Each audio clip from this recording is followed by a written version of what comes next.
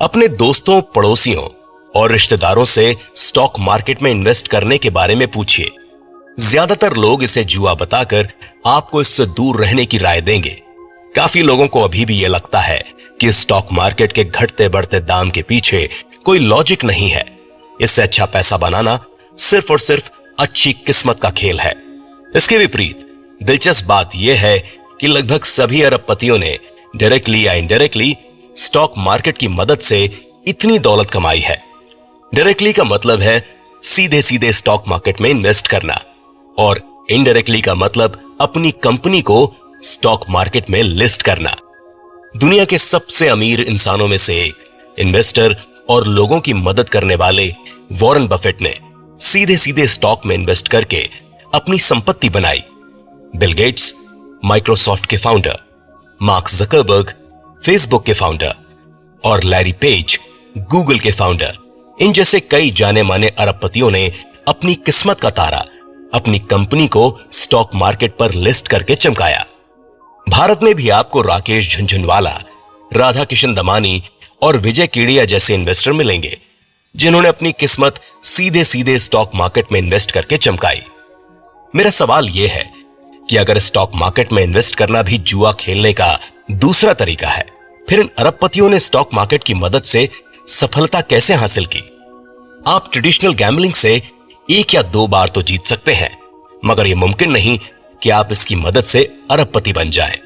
क्या आप ये कह सकते हैं कि सिर्फ उनकी किस्मत अच्छी थी? किस्मत आपका साथ महज 1 या 2 या 3 बार दे सकती है, पर कामयाब इन्वेस्टर कई दशकों से लगातार स्टॉक मार्केट से पैसे कमा रहे हैं। एक गैम्बलर लगातार अरबों रुपए नहीं कमा सकता। किसी को अरबपति बनाने के लिए सिर्फ किस्मत काफी नहीं होती। इसीलिए कहानी कुछ और ही है। दूसरी ओर स्टॉक मार्केट में कई रिटेल इन्वेस्टर अपनी मेहनत से कमाया हुआ पैसा गंवा देते हैं। इस किताब में रिटेल इन्वेस्टर का टर्म काफी इस्तेमाल किया गया है। रिटेल इन्वेस्टर वे लोग होते हैं जिनके पास फुल टाइम जॉब है या फिर कमाई का कोई और जरिया है, और वे अपनी सेविंग स्टॉक मार्केट में इन्वेस्ट करते हैं या इन्वेस्ट करने का सोच रहे हैं।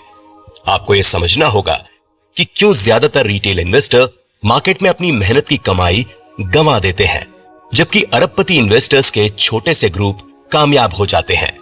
स्टॉक मार्केट में घाटे से बचने के लिए आपको इस बात का पता लगाना पड़ेगा कि आपके पैसे डूबने की वजहें क्या क्या हैं। मैं आपके सामने असल जिंदगी से एक मिसाल पेश करता हूं जो उसकी वजह को साफ साफ समझा देगी। शेयर करने लायक एक मिसाल। कुछ महीनों पहले मेरी एक इन्वेस्टर रोहित से बात हो रही थी और मैं यह जानकर चौंक गया कि वो स्टॉक मार्केट में लगभग 10 लाख रुपए गंवा चुके हैं। बीते 5 सालों में उसने स्टॉक मार्केट में कई तकनीकों का इस्तेमाल किया, कई एनालिस्ट को फॉलो किया, फिर भी उसे 10 लाख रुपयों से हाथ धोना पड़ा। कुछ जगहों पर उसे फायदा भी हुआ, हालांकि ये छोटे मोटे प्रॉफिट उसके लंबे चौड़े लॉस के आगे ना के बराबर थे। मैं उसके स्टॉक मार्केट के सफर को 4 हिस्सों में बांटता हूं। आइए हर हिस्से की तह में जाकर देखते हैं और एनालाइज करते हैं कि आखिर उससे गलती कहां हुई। पहला हिस्सा। लगभग 4 साल पहले रोहित को स्टॉक मार्केट के बारे में कुछ नहीं पता था, पर उसे स्टॉक्स में इन्वेस्ट करने का शौक था। उसका एक दोस्त स्टॉक ब्रोकर था जो अक्सर ट्रेड करता रहता था। रोहित को शौक तो था, पर इस बात की जानकारी नहीं थी कि कैसे और कहां से शुरू करे। उसने अपने दोस्त से इस बारे में बात की। दोस्त ने ट्रेडिंग और डीमैट अकाउंट खोलने में उसकी मदद की। रोहित ने शुरुआत में अपने दोस्त को उसकी तरफ से इन्वेस्ट करने के लिए 1 लाख रुपए दिए। यह एक अच्छा ऑप्शन था क्योंकि उसके पास स्टॉक्स खरीदने और बेचने की जानकारी नहीं थी। शुरुआत में तो सब कुछ अच्छे से हुआ। उसका ब्रोकर दोस्त उसे रोजाना न्यूज के आधार पर टिप्स देता और उसी दिन स्टॉक रेकमेंड करके ट्रेड करने में उसकी मदद करता। हर दिन खत्म होते होते रोहित के पास दिन की कमाई से जुड़ी कॉल आ जाया करती। थोड़े से शुरुआती फायदे के बाद रोहित ने अपने ब्रोकर दोस्त के हाथ में 50,000 रुपए और थमा दिए। वो ऐसा क्यों ना करता? बिना किसी जानकारी के उसने 20% प्रॉफिट कमाया था। अचानक ही हालात बदल गए। कुछ हफ्तों तक ट्रेड कंफर्मेशन नहीं मिली। उससे ब्रोकर ने कॉल करना बंद कर दिया। रोहित को चिंता हुई। फिर उसे यह पता चला कि उसका आधा पैसा डूब गया है। रोहित हैरान था। पहली बार इन्वेस्ट करने वाले शख्स के लिए 50% का लॉस झेलना आसान नहीं था। बाद में उसको यह पता चला कि खराब मैक्रो इकोनॉमिक्स सिचुएशंस की वजह से मार्केट बुरी तरह से क्रैश कर गया है और चीजें जल्द सही भी नहीं होंगी। तैश में आकर उसने अपने ब्रोकर से सारी होल्डिंग्स बेचने के लिए कह दिया। अपना ट्रेडिंग अकाउंट बंद करते वक्त उसे पता चला कि ब्रोकर और दूसरे चार्ज मिलाकर उसे 55% तक का नुकसान झेलना पड़ा। उसने गलती कहां की? स्टॉक मार्केट में ब्रोकर या दोस्त पर आंख बंद करके भरोसा करने से आपको भारी नुकसान हो सकता है। क्या आपने गौर किया है कि आप चाहे कमाएं या गवाएं, आपका ब्रोकर हमेशा फायदे में रहता है। आपको हर ट्रांजैक्शन यानी खरीदने या बेचने पर ब्रोकरेज देना पड़ता है। आपका ब्रोकर तभी कमा सकता है जब आप ट्रेड करें। यह आम बात है कि आपका ब्रोकर आपको बार बार शेयर खरीदने और बेचने पर जोर देगा। आपके ब्रोकर का एक काम है अपने लिए कमाना। आप स्टॉक मार्केट से कमाना चाहते हैं, जबकि आपका ब्रोकर भी ज्यादा से ज्यादा कमाना चाहता है, नतीजा चाहे जो भी हो। इसीलिए ज्यादातर ब्रोकर क्लाइंट को आगे नहीं रखते, बल्कि बार बार ट्रेड करने पर जोर देते हैं। यहीं पर दिक्कत पेश आती है। जितना आप ट्रेड करेंगे उतना ही लॉस होने का खतरा बढ़ेगा और ब्रोकर की कमाई भी। इस अध्याय के आगे आने वाले हिस्से में मैं समझाऊंगा कि क्यों बार बार ट्रेडिंग की वजह से पैसे डूबने का खतरा बढ़ जाता है। बड़े बड़े ब्रोकर हाउस अक्सर एसएमएस या ईमेल की मदद से क्लाइंट को टिप भेजकर उन्हें ट्रेड करने के लिए उकसाते हैं। सब ब्रोकरों पर मिनिमम टर्नओवर टारगेट पूरा करने के लिए दबाव डाला जाता है। सब ब्रोकर्स का लाइसेंस भी रद्द कर दिया जाएगा अगर वो मिनिमम ट्रेडिंग वॉल्यूम पूरी नहीं करते। इस पूरी प्रोसेस में रिटेल इन्वेस्टर पर सबसे ज्यादा असर पड़ता है।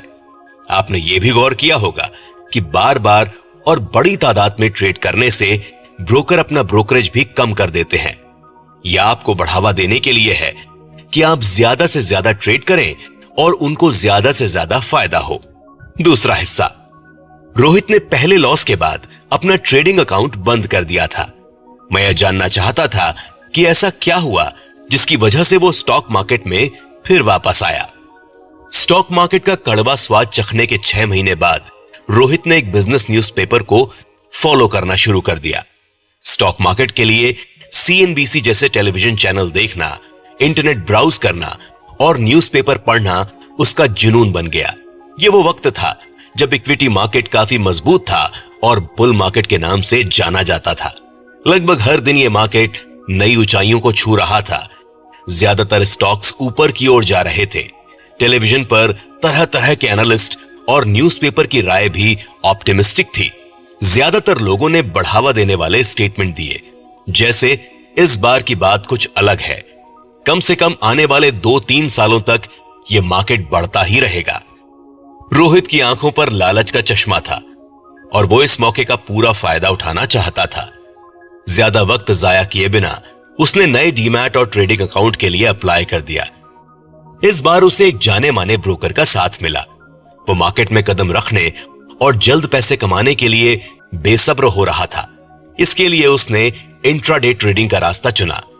इंट्राडे ट्रेडिंग की सबसे अच्छी बात यह है कि तरह तरह के न्यूज़पेपर और टेलीविजन चैनल के जरिए मुफ्त में टिप्स मिल जाती हैं।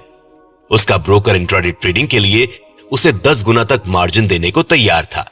इसका मतलब यह है कि इंट्राडे में उसे ट्रेडिंग अकाउंट में मौजूद हर 100 रुपए के बदले वो अब 1000 रुपए तक की वैल्यू का ट्रेड कर सकता है। उसने 50,000 रुपए इन्वेस्ट कर दिए ताकि इस रकम से वो इंट्राडे में 5 लाख रुपए तक का ट्रेड कर सके। सब कुछ अच्छा चल रहा था। वहां उसे मुफ्त के कई ट्रेडिंग टिप्स मिले और ट्रेडिंग के लिए काफी मार्जिन मनी भी। ऐसे कई मौके आए जब रोहित को इन टिप्स की मदद से फायदा भी हुआ। फिर भी सिर्फ 1 या 2 लॉस मेकिंग ट्रेड की वजह से उसका सारा प्रॉफिट मिट्टी में मिल गया। यह एक अजीबोगरीब दिक्कत है। नुकसान के मुकाबले में फायदा हमेशा कम ही होता है। रोहित को यह समझ नहीं आ रहा था कि वो गलती कहां कर रहा है। उसने एनालिस्ट की सलाह पर स्टॉप लॉस का इस्तेमाल किया, मगर स्टॉक कई बार स्टॉप लॉस छूकर वापस ऊपर की ओर चला गया। 4 महीनों की ट्रेडिंग के बाद उसने ब्रेक लिया और अब तक हुआ फायदा गिनने लगा। नतीजा हैरान करने वाला था। कई फायदेमंद ट्रेड के बावजूद इनिशियल कैपिटल में कोई इजाफा नहीं हुआ। इसके बजाय उसे पूरे इन्वेस्टमेंट पर 20% का नुकसान हुआ। दिलचस्प बात यह है कि इन 4 महीनों के दौरान लगभग 70% ट्रेड फायदेमंद रहे। इसके बावजूद 30% लॉस मेकिंग ट्रेड की वजह से सारा फायदा मिट्टी में मिल गया। यह हताश करने वाली बात थी। स्टॉप लॉस और टारगेट रखने के बावजूद उसे सफल ट्रेड पर कम फायदा हुआ और जो सफल नहीं हुई उन पर भारी नुकसान। मिसाल के तौर पर एक बार रोहित ने रिलायंस के शेयर 800 रुपए में खरीदे।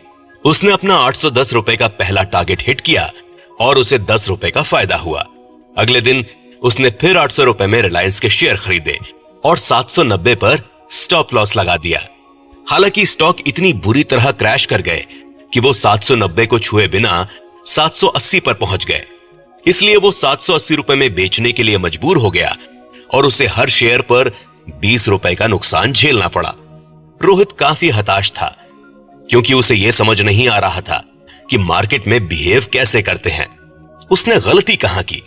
रोहित शुरुआत से ही गलत था। इंट्राडे ट्रेडिंग लॉस तक पहुंचने का सबसे आसान तरीका है। ऐसे लोगों की मिसाल ना के बराबर है जिन्होंने इंट्राडे ट्रेडिंग की मदद से लगातार पैसे कमाए हों। पूरी दुनिया में ऐसा कोई भी अरबपति नहीं है जिसने अपनी किस्मत का तारा सिर्फ डे ट्रेडिंग की मदद से चमकाया हो। आप इससे 1, 2 या फिर 3 बार तो पैसे कमा सकते हैं, लेकिन इसके बाद आपका लॉस होना तय है। आमतौर पर लॉस हमेशा प्रॉफिट से ज्यादा होता है। खुद आजमा के देख लें। कहीं से भी डे ट्रेडिंग की टिप्स लें या फिर किसी एनालिस्ट से।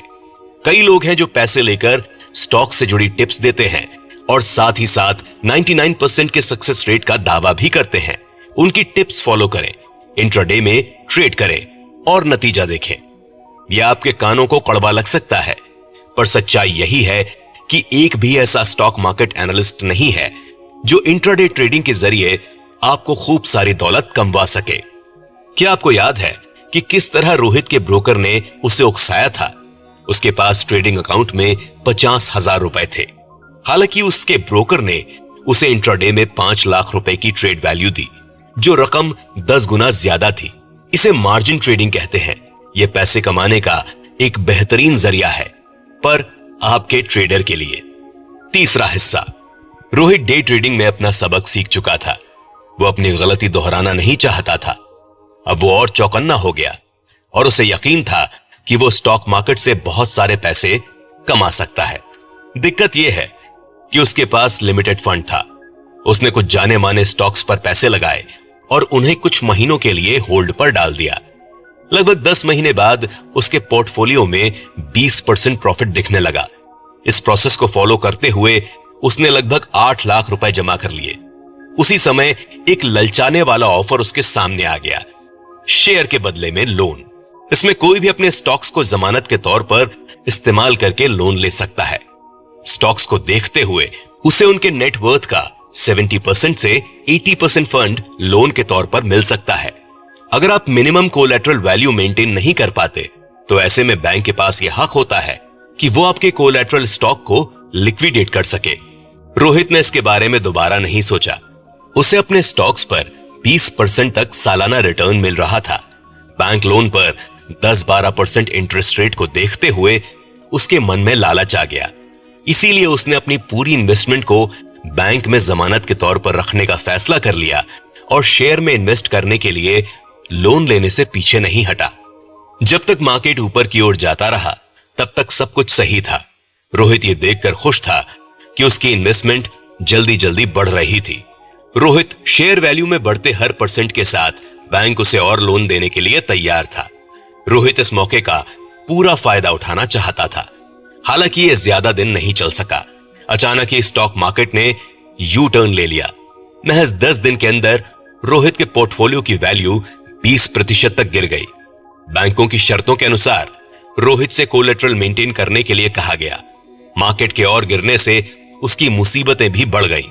कोलेटरल मेंटेन करने के लिए वो अपनी इन्वेस्टमेंट का एक हिस्सा बेचने पर मजबूर हो गया।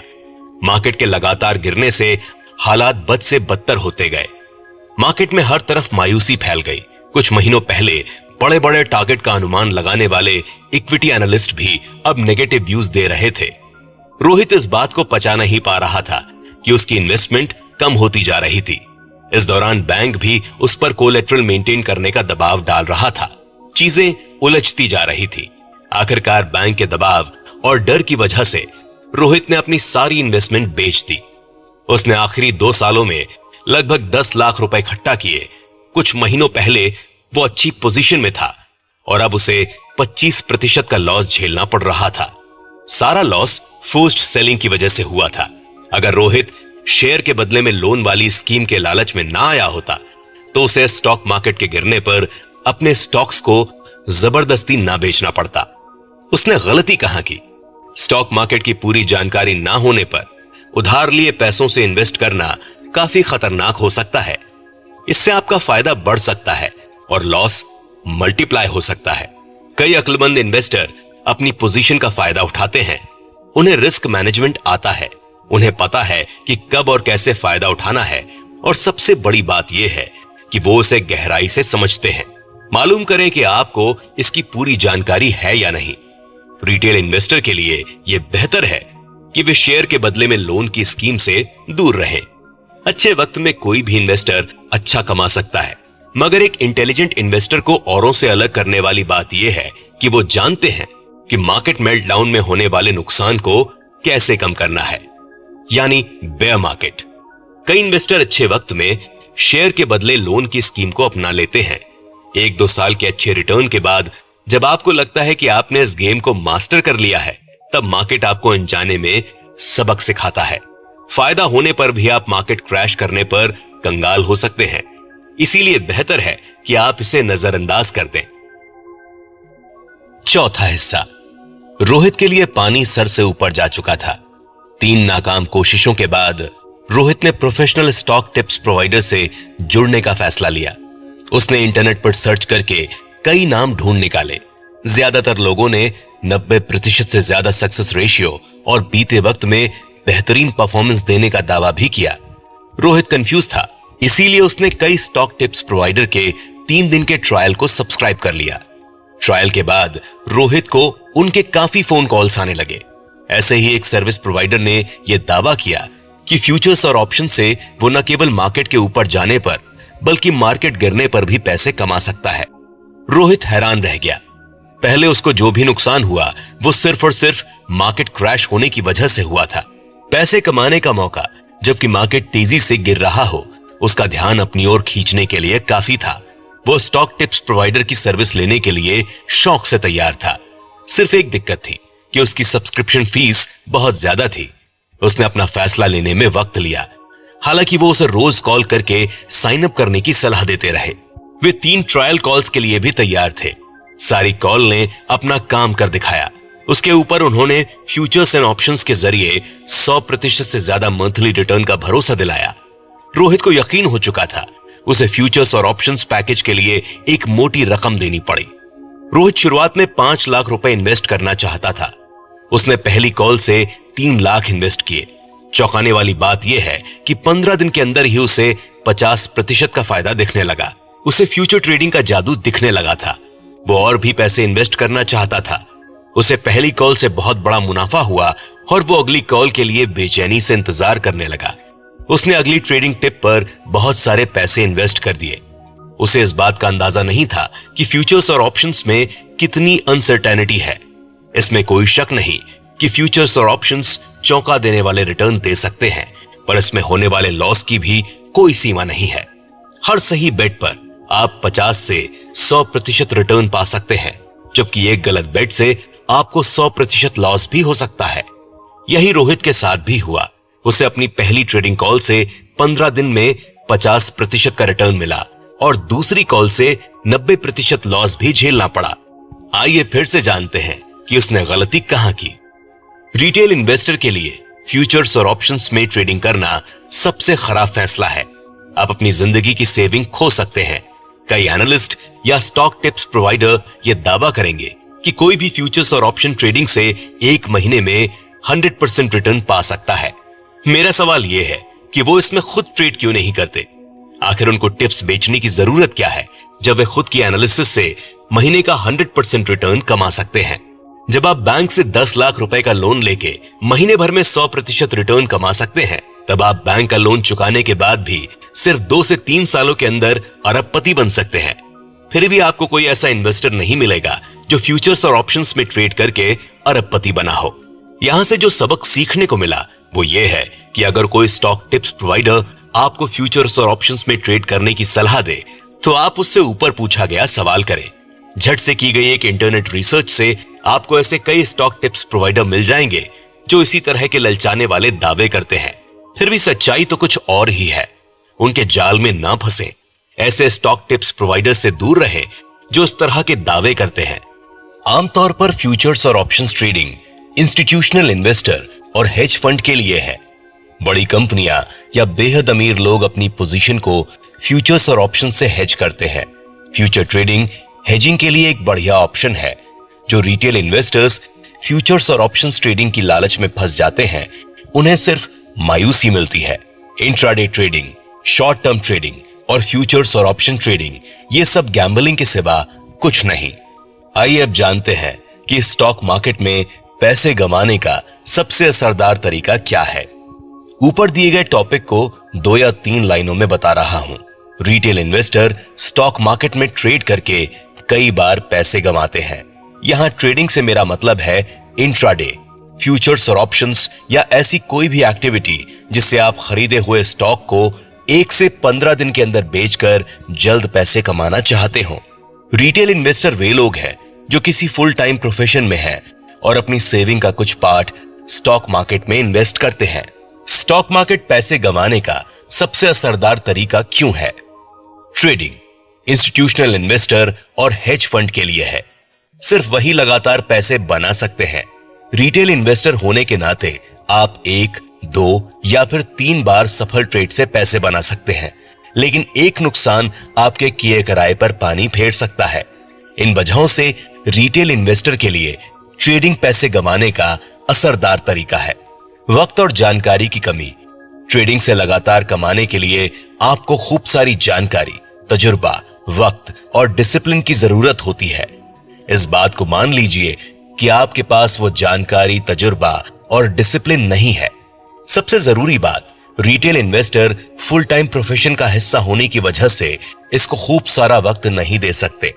ट्रेडिंग एक ऐसा फुल डे प्रोसेस है जो दिमाग को थकाने के साथ साथ बेहद वक्त मांगती है।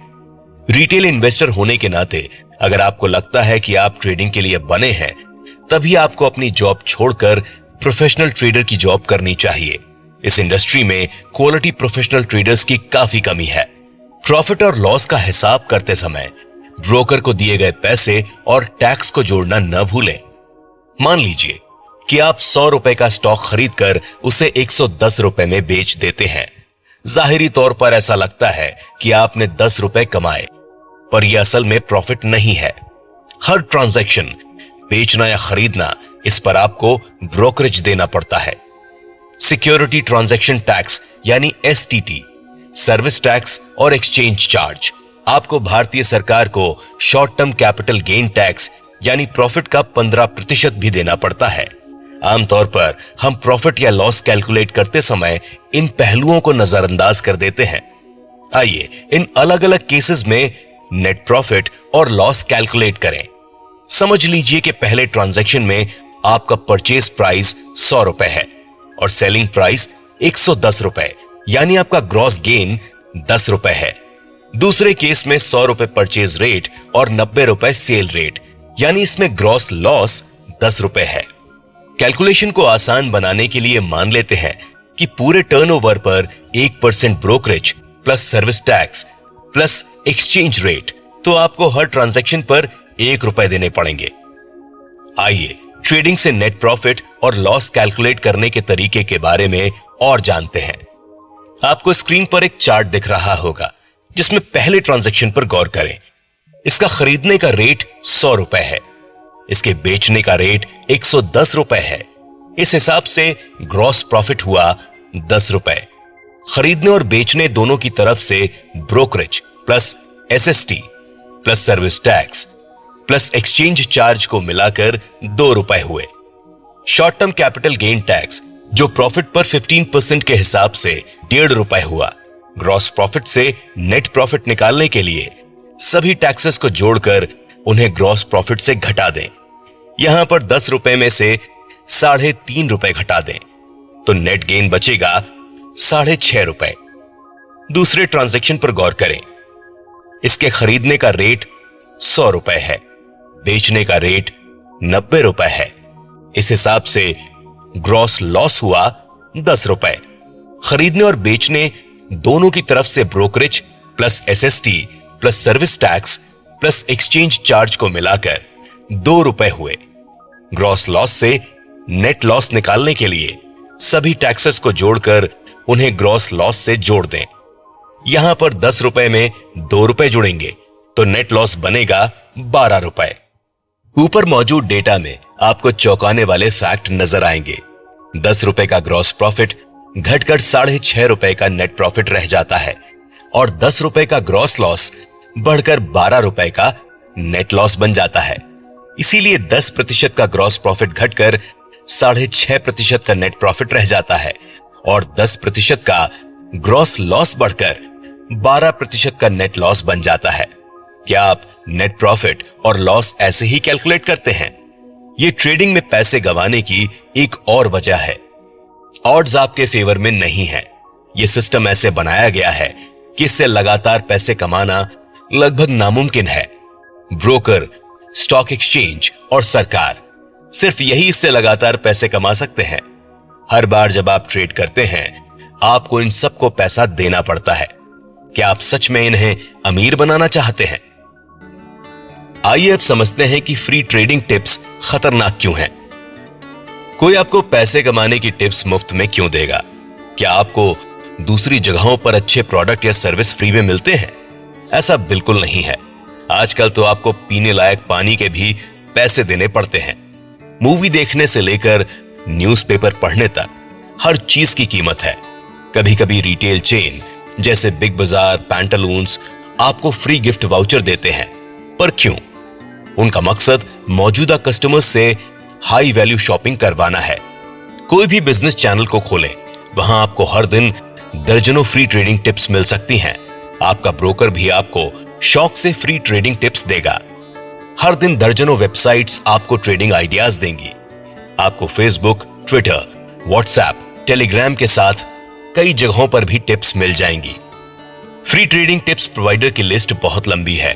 इनमें से कोई भी दान पुण्य करने नहीं बैठा, ना ही आपको अमीर बनाना चाहता है। आइए उनके मोटिव को और बेहतर तरीके से जानते हैं। पहला मोटिव, कई ऑपरेटर फ्री ट्रेडिंग टिप्स देते हैं लेकिन अपने पेड कस्टमर्स को वही टिप्स देने के बाद। इसीलिए स्टॉक मार्केट में हेर फेर हो चुकी होती है। इससे सिर्फ उनके पेड क्लाइंट्स को फायदा होता है। मान लेते हैं मेरे पास 2 वेबसाइट हैं, freetips.com और paidtips.com। एक पर पेड क्लाइंट को टिप्स दी जाती है और दूसरी पर फ्री टिप्स दिए जाते हैं। हालांकि क्लाइंट्स को यह नहीं पता कि दोनों वेबसाइट एक ही इंसान चला रहा था। तो मैं क्या कर रहा हूं कि पेड क्लाइंट को टिप्स पहले दे रहा हूं। उनके खरीदने के बाद मैं फ्री सब्सक्राइबर्स को वही टिप्स दे रहा हूं। जब फ्री सब्सक्राइबर्स वही स्टॉक खरीदते हैं, दाम ऊपर की ओर जाने लगता है। उसी वक्त मैं पेड क्लाइंट को प्रॉफिट बुकिंग या एग्जिट कॉल की सलाह देता हूं। इसीलिए फ्री सब्सक्राइबर्स सबसे ऊपर अटक जाते हैं। ऐसे ही फ्री सब्सक्राइबर्स की कीमत पर मेरे पेड सब्सक्राइबर्स को अच्छा रिटर्न मिल रहा था। मेरा मकसद पेड क्लाइंट से ज्यादा सब्सक्रिप्शन फीस हासिल करना है। इस तरह एक आदमी लो वॉल्यूम मिड कैप और स्मॉल कैप स्टॉक की कीमत में हेर फेर कर सकता है।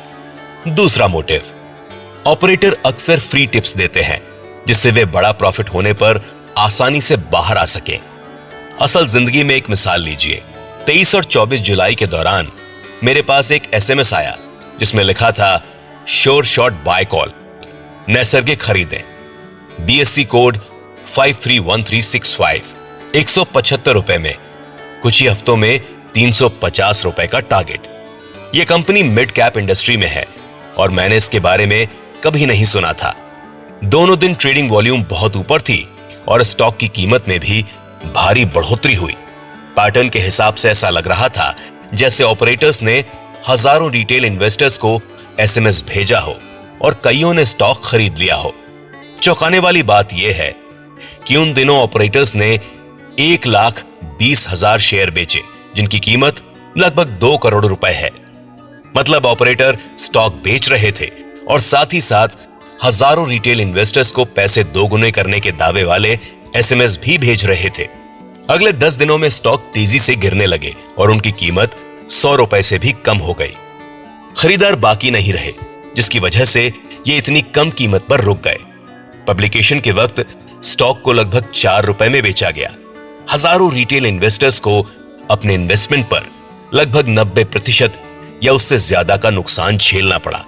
उन्होंने moneycontrol.com के फोरम पर अपना गुस्सा दिखाया। अगर आप खुद के लिए देखना चाहते हैं तो बीएसई की वेबसाइट पर हिस्टोरिक डेटा देखें, moneycontrol.com मैसेज बोर्ड डिस्कशन देखें। वहां पर आपको इस पूरे एपिसोड का सबूत मिल जाएगा।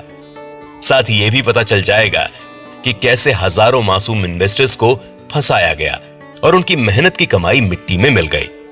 उनको बचाने वाला कोई नहीं। मोबाइल और इंटरनेट के आने से ये चीजें आम हो गई हैं। अगली बार आपके पास ऐसा कोई मैसेज आए तो सावधान हो जाएं। कभी कभी पेड ट्रेडिंग टिप्स ज्यादा खतरनाक क्यों होती हैं? आप फ्री ट्रेडिंग टिप्स से इन्वेस्टमेंट के पैसों से हाथ धो सकते हैं, पर पेड टिप्स का क्या? हैरान करने की बात है कि पेड टिप्स आपको ज्यादा नुकसान पहुंचा सकते हैं, क्योंकि आप सिर्फ इन्वेस्ट किए हुए पैसे ही नहीं हारेंगे, बल्कि आपके सब्सक्रिप्शन के पैसे भी जाया हो जाएंगे। एक मामूली सी इंटरनेट सर्च करें, आपको कुछ ऐसे ट्रेडिंग टिप्स प्रोवाइडर मिल जाएंगे जो बेहद उम्दा काम का दावा करेंगे। 50% से 100% मंथली रिटर्न का वादा और कुछ दिनों तक फ्री ट्रायल का ऑफर। आइए देखते हैं कि फ्री ट्रायल की मदद से कोई आपको कैसे फंसा सकता है। पेड स्टॉक टिप्स स्कैम कैसे काम करता है? मान लीजिए मैं स्टॉक टिप्स और ऑफर के लिए वेबसाइट बनाता हूं। हमारी सबसे नई स्टॉक स्ट्रैटेजी, जिसमें 10 साल की कड़ी रिसर्च की बुनियाद पर बनाया गया है, वो स्टॉक प्राइस मूवमेंट का पता 99.99% एक्यूरेसी के साथ लगाते हैं।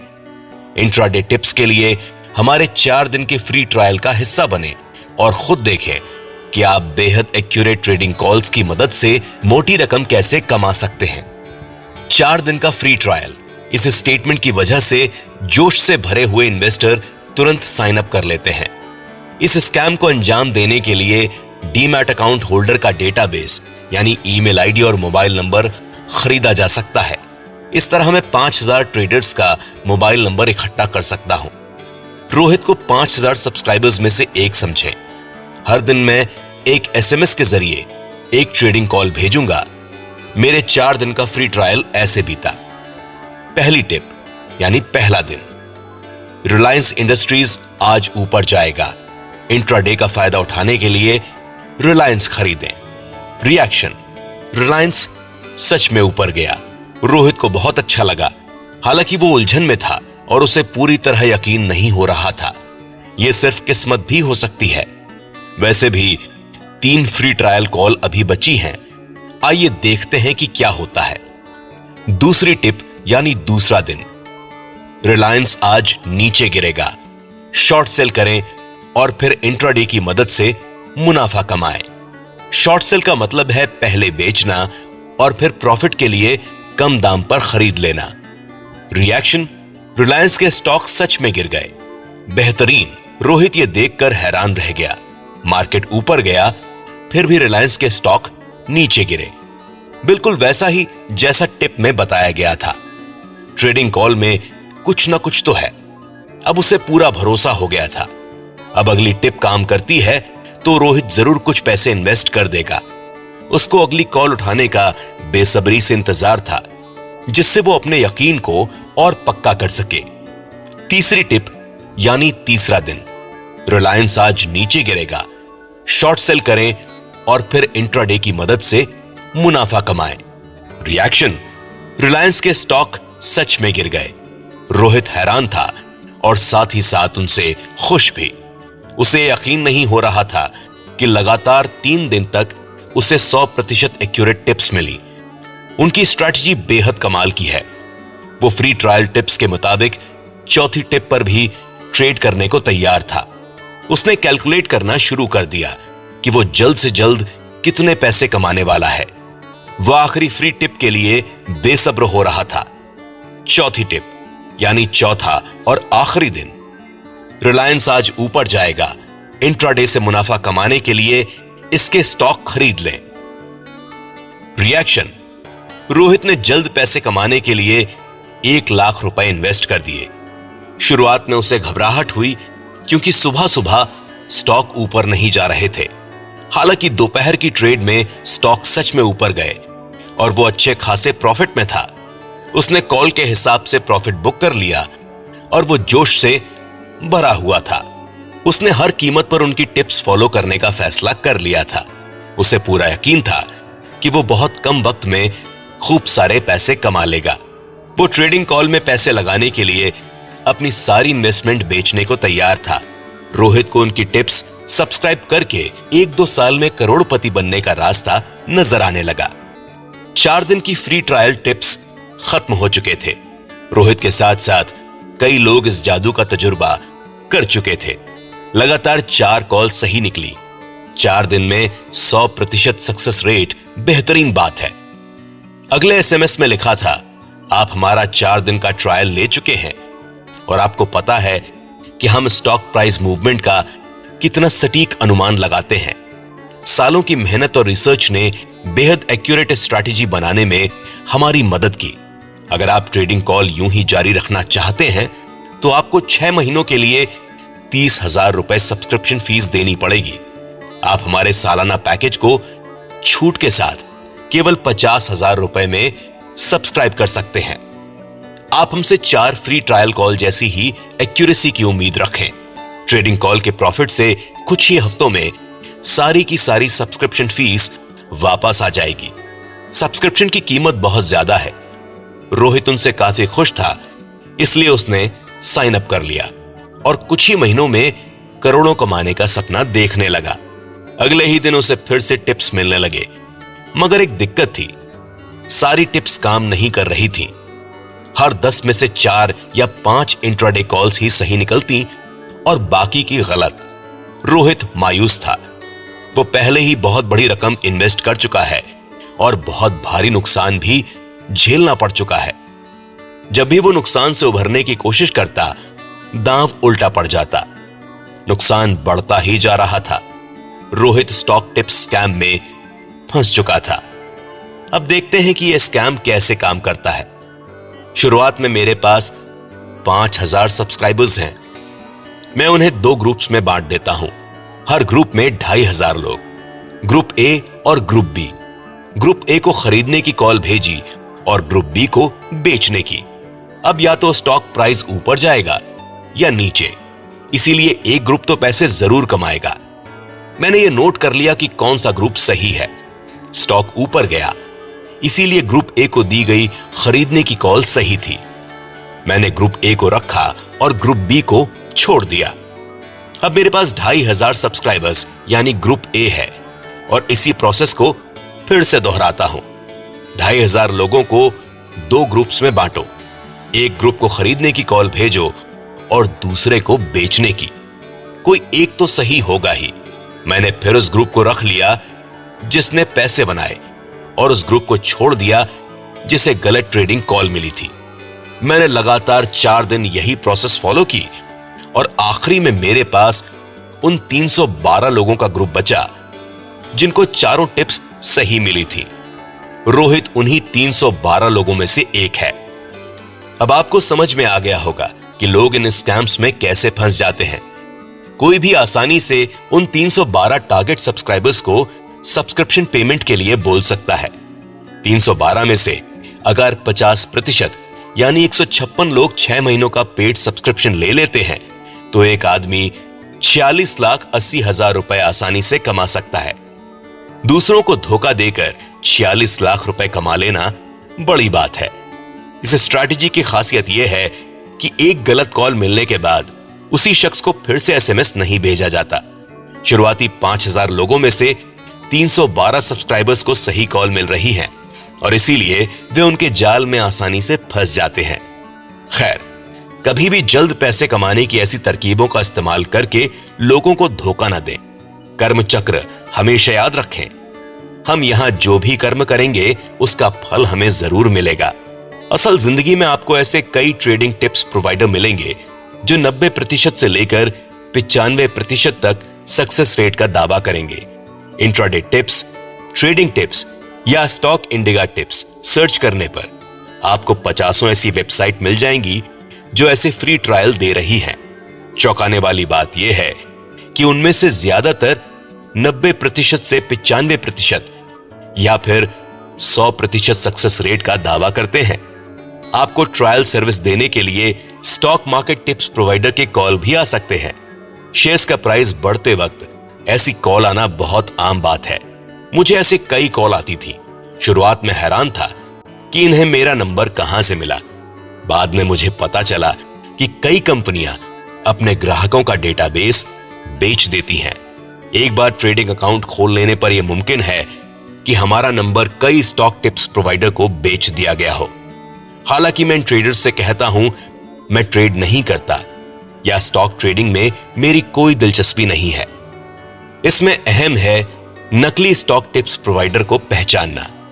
ट्रेडिंग टिप्स प्रोवाइडर से सतर्क रहें। ट्रेडिंग में इंट्राडे, शॉर्ट टर्म, फ्यूचर्स और ऑप्शंस शामिल है। बड़े रिटर्न के वादों से बचकर रहें। महीने में 50% से ज्यादा रिटर्न आपको ठगने का तरीका है। आप सिर्फ उन्हीं इक्विटी एडवाइजर को चुनें जो लॉजिक और जानकारी देने के ट्यूटोरियल के साथ आपको इन्वेस्ट करने के टिप्स देते हैं। ज्यादातर ट्रेडिंग टिप्स प्रोवाइडर एक भी लॉजिक नहीं देते। वो आपको यह बताते हैं कि टारगेट और स्टॉप लॉस से खरीदें। उनसे कॉल करने का मकसद पूछें। पता लगाएं कि उनके पास देने लायक जवाब है या फिर वे आपके सवालों से बचने की कोशिश कर रहे हैं।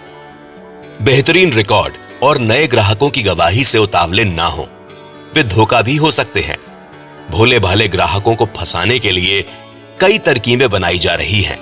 आपको ऐसे ऑपरेटर भी मिल जाएंगे जो इन्वेस्टर को ललचाने के लिए बहुत ज्यादा ट्रेडिंग प्रॉफिट दिखाते हैं।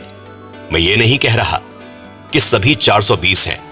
हालांकि अगर आप 2 ट्रेडिंग अकाउंट खोलकर एक से खरीदते हैं और दूसरे से बेचते हैं, तब हर दिन दोनों अकाउंट में से किसी एक में अच्छा खासा प्रॉफिट जरूर दिखाई देगा। इसीलिए 2 अकाउंट खोलकर कोई भी इंसान बिना किसी जानकारी के रोजाना ट्रेडिंग में बड़े प्रॉफिट के स्क्रीनशॉट आसानी से दिखा सकता है। सिर्फ प्रॉफिट के स्क्रीनशॉट देखकर ऐसे जाल में ना फंसें। किसी भी एडवाइजर को चुनने से पहले स्टॉक में उनका एक्सपीरियंस और इस टॉपिक की जानकारी की जांच कर लीजिए। कम वक्त में बड़ा रिटर्न देने का वादा खतरनाक साबित हो सकता है। खतरनाक जाल जिनसे बचकर रहना चाहिए। दोस्तों, साथ काम करने वाले लोगों और पड़ोसियों को देखकर ना ललचाएं। और भाई, आज मैंने स्टॉक मार्केट से 10,000 रुपए कमाए। दोस्तों, साथ में काम करने वाले लोगों और पड़ोसियों से आपको ऐसी बातें सुनने को मिल सकती हैं। जब मार्केट बहुत तेजी से ऊपर जाता है तब ऐसी बातें सुनना आम हो जाता है। मुद्दे की बात यह है कि आपका दोस्त पैसे हारने पर आपको इसी फुर्ती के साथ मैसेज नहीं करेगा। सिर्फ वही मौके आपके साथ शेयर करते हैं जिनमें वे जीते हों। जानने वाले लोगों से अपनी कामयाबी बांटकर लुत्फ उठाना इंसानी फितरत है। इसके विपरीत नाकामयाबी बांटना शर्मनाक और मुश्किल है। मेरे बेटे की पहली रैंक आई। यह बताना न सिर्फ आसान है बल्कि शान की बात भी है। मेरा बेटा मैथ्स में फेल हो गया। दोस्तों को बताना इतना आसान नहीं। इसी तरह स्टॉक मार्केट में एक दिन में 10,000 कमाना शान की बात है। कम लफ्जों में कहूं तो मैंने 10,000 कमाए जैसे स्टेटमेंट इस कहानी का सिर्फ एक हिस्सा है। आधी अधूरी जानकारी लेकर स्टॉक मार्केट में जाने से बचें। अपने दोस्त की सफलता की कहानी सुनकर उतावले मत हो। शायद वे अपना नुकसान छुपा रहे हो। खासतौर पर सोशल मीडिया पर दी जाने वाली सलाह को फॉलो ना करें, क्योंकि इनसे पूरी जानकारी पाना बेहद मुश्किल है। इसके बाद आता है ब्रोकर का आपको लालच देना। आपका ब्रोकर बार बार ट्रेडिंग करने या बहुत सारी ट्रेडिंग करने पर आपको ब्रोकरेज कम करने का ऑफर दे सकता है। वो ट्रेडिंग के लिए हाई मार्जिन मनी देने के लिए हमेशा तैयार रहेंगे। वो आपको यह कहकर मनाने की कोशिश कर सकते हैं कि आपके ट्रेडिंग अकाउंट में 20,000 रुपए हैं, कोई दिक्कत नहीं, आप ज्यादा प्रॉफिट कमाने के लिए 50,000 तक के शेयर खरीद सकते हैं और 3 दिन में बेच सकते हैं। आप इंट्राडे का प्लान बना रहे हैं तो फिर आप 1 लाख रुपए तक ट्रेड कर सकते हैं। कई ब्रोकर ऐसे ऑफर देते हैं, जो वे नहीं बताते वो ये है कि अपने लिए कमाना, ना कि आपके लिए कमाना। आपको अपने ब्रोकर से ईमेल या एसएमएस के जरिए ट्रेडिंग टिप्स मिल सकती हैं। क्या आपने अपने ब्रोकर को कभी ऐसा इन्वेस्टमेंट आइडिया देते देखा है जिसमें वो 2 से 3 साल तक शेयर होल्ड करने को कह रहा हो? वो ऐसा इसलिए नहीं करते क्योंकि अगर आप आज शेयर खरीदकर 2 से 3 साल के लिए होल्ड पर डाल देते हैं तो इससे उनके बिजनेस पर ताला लग जाएगा। मुद्दे की बात यह है कि आपको ऐसा ही करना चाहिए। दौलत सिर्फ लंबे वक्त में ही कमाई जा सकती है। जल्दबाजी में बार बार ट्रेड करके पैसा गंवाने का जोखिम बढ़ जाता है और ब्रोकर की कमाई भी। इसके बाद आता है सो कॉल्ड एनालिस्ट का आपको ललचाना। मार्केट जब ऊपर जाता है उस वक्त कोई भी खुद के मार्केट एनालिस्ट होने का ढोंग कर सकता है। इंटरनेट के आ जाने से आपको सोशल मीडिया पर ऐसे हजारों लोग मिल जाएंगे जो खुद को एनालिस्ट बताते हैं। जब भी मार्केट ऊपर जाता है आपको टीवी, न्यूज़पेपर और वेबसाइट्स स्टॉक टिप्स से भरी मिलेंगी। लगभग हर एनालिस्ट स्टॉक मार्केट की बड़ाई करेगा और इसमें इन्वेस्ट करने पर जोर देगा। चौंकाने वाली बात यह है कि यही analyst free fall bear market के वक्त अपना पाला बदल लेते हैं। सबसे बेकार बात यह है कि बेयर मार्केट के वक्त यह शेयर के और गिरने के डर से आपको स्टॉक मार्केट से दूर रहने की सलाह देंगे। सच्चाई यह है कि बेयर मार्केट के वक्त आपको हाई क्वालिटी स्टॉक्स कम दामों पर मिल जाते हैं, इसीलिए इन्वेस्ट करने के सबसे अच्छे मौकों में से एक है। इसके अलावा अगर आप क्वालिटी स्टॉक्स चुनते हैं तो मार्केट के मूवमेंट से कुछ खास फर्क नहीं पड़ता। किसी एनालिस्ट की बातों में ना आए। आजकल कई स्टॉक टिप्स प्रोवाइडर से फोन कॉल या एसएमएस अलर्ट आना आम बात है। अपनी ओर ध्यान खींचने वाले इश्तेहार भी काफी इस्तेमाल किए जाते हैं। मैं ये पहले ही साबित कर चुका हूं कि कैसे कोई stock tips provider free trial की मदद से आपको फंसा सकता है। बड़े रिटर्न के वादे दिखने पर सतर्क हो जाएं। कई ट्रेडिंग टिप्स प्रोवाइडर अपनी स्ट्रैटेजी से 50% से ज्यादा हर महीने का रिटर्न दिलवाने का दावा करते हैं। अगर यही बात है तो आज हर अरबपति स्टॉक ट्रेडिंग की मदद से अपनी किस्मत चमकाता। अब बात करते हैं ओवर कॉन्फिडेंस की। मान लेते हैं कि आपने बुल मार्केट के दौरान इन्वेस्ट करना शुरू किया और पहले साल में आपने 45% रिटर्न कमाया। आपके खरीदे हुए सभी स्टॉक अच्छा कर रहे थे। ऐसे हालातों में आपको लगेगा कि आपने इस पर महारत हासिल कर ली है। जैसे मार्केट ऊपर जा रहा था वैसे ही आपका कॉन्फिडेंस भी ऊपर जा रहा था और आप इन्वेस्ट की हुई रकम को बढ़ाते रहे। आप सफलता के लिए कुछ भी करने को तैयार हैं। अचानक से मार्केट क्रैश करता है और लंबे वक्त के लिए बेयर मार्केट में आ जाता है। बेयर मार्केट ही इंटेलिजेंट इन्वेस्टर्स को बाकियों से अलग करता है। बुल मार्केट के दौरान औसत से ज्यादा रिटर्न मिलने पर सफलता की चाहत में अंधे होकर इन्वेस्ट ना करें। स्टॉक मार्केट हमेशा एक लाइन की तरह नहीं चलता। बुल मार्केट के दौरान पैसे कमाना आसान है, पर बेयर मार्केट के दौरान मुश्किल। सफल इन्वेस्टर बनने के लिए आपको मार्केट के हर हालात में पैसे कमाने आने चाहिए। स्टॉक मार्केट से पैसे कमाने का इकलौता तरीका। बड़े बिजनेस में इन्वेस्ट करके अपने स्टॉक को ठीक ठाक समय के लिए छोड़ना स्टॉक मार्केट से लगातार पैसे कमाने का इकलौता तरीका है। दुनिया में किसी भी अरबपति इक्विटी इन्वेस्टर की जानकारी देखें, आपको उन सब में एक बात आम मिलेगी। उन्होंने हाई क्वालिटी स्टॉक्स खरीदे और उनमें लंबे वक्त तक इन्वेस्ट किया। वॉरेन बफेट दुनिया के सबसे सफल इन्वेस्टर और दुनिया के सबसे अमीर लोगों में से एक। इन्होंने अपनी किस्मत 50 साल से ज्यादा वक्त तक इक्विटी इन्वेस्ट करके बनाई। उन्हें 22% सालाना रिटर्न मिलता रहा। वो इंट्राडे या फ्यूचर्स एंड ऑप्शंस के पीछे नहीं भागे। जरा सोचिए, 50 साल से ज्यादा वक्त तक लगातार 22% सालाना रिटर्न ने एक आदमी को अरबपति बना दिया। और ट्रेडिंग टिप्स देने वाले आपको हर महीने 50% से ज्यादा रिटर्न देने का दावा करते हैं। लगभग नामुमकिन। इंट्राडे शॉर्ट टर्म ट्रेडिंग या फ्यूचर्स और ऑप्शंस के बारे में भूल जाएं। याद रखें, पैसे कमाने का कोई शॉर्टकट नहीं होता। जल्द पैसे कमाने की हर ट्रिक असल में जल्द पैसे गंवाने की ट्रिक होती है। हाई क्वालिटी स्टॉक्स में इन्वेस्ट करना और उसे सही समय तक होल्ड करके रखना ही पैसे कमाने का इकलौता तरीका है। करने के बजाय यह कहना काफी आसान है। ये कुछ आम सवाल हैं। हाई क्वालिटी स्टॉक से आपका क्या मतलब है? मैं हाई क्वालिटी स्टॉक कैसे चुनूं? मैं सबसे ऊपर क्वालिटी बिजनेस को कैसे पहचानूं? होल्ड करने की सही समय सीमा क्या है? स्टॉक को कब खरीदा और बेचा जाए? मैं अपना पोर्टफोलियो कैसे बना सकता हूं या बना सकती हूं?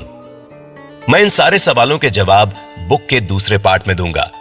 उससे पहले इक्विटी इन्वेस्ट करने में होने वाले खतरे पर नजर डाल लेते हैं।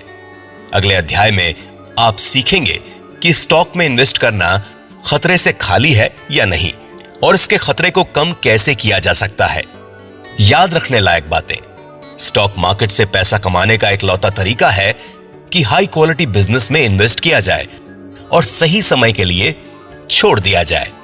आप किसी भी शॉर्ट टर्म ट्रेडिंग की मदद से लगातार पैसे नहीं कमा सकते, यानी इंट्राडे, फ्यूचर्स और ऑप्शंस, मार्जिन ट्रेड आदि। आपका ब्रोकर, स्टॉक एक्सचेंज और सरकार इंट्राडे, फ्यूचर्स और ऑप्शंस, शॉर्ट टर्म ट्रेडिंग की मदद से अमीर बन सकते हैं, पर आप नहीं। स्टॉक मार्केट में किसी भी अच्छी स्टोरी या बीते वक्त के रिकॉर्ड स्क्रीनशॉट के झांसे में ना आए। एडवाइजर की जानकारी और तजुर्बा जरूर परख लें। उधार लिए हुए पैसे स्टॉक में न इन्वेस्ट करें। मार्जिन मनी, दोस्त परिवार से उधार, इनमें काफी खतरा है। कई इन्वेस्टर अपनी सेविंग स्टॉक मार्केट में लगाने के बजाय बैंक डिपॉजिट में रखना पसंद करते हैं। इसकी सबसे आम वजह है खतरा।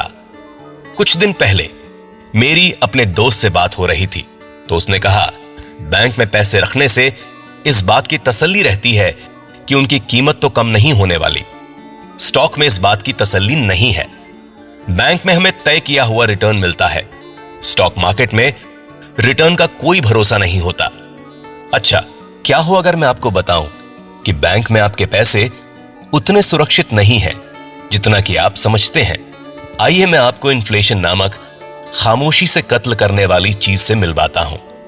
बैंक में फिक्स डिपॉजिट करवाने पर यकीनन आपको 6% से 8% तक का सालाना ब्याज मिल जाएगा। क्या आपने इसे कभी इन्फ्लेशन या टैक्स से जोड़कर देखा है? साफ साफ कहें तो इन्फ्लेशन चीजों की कीमत में होने वाली बढ़ोतरी को कहते हैं।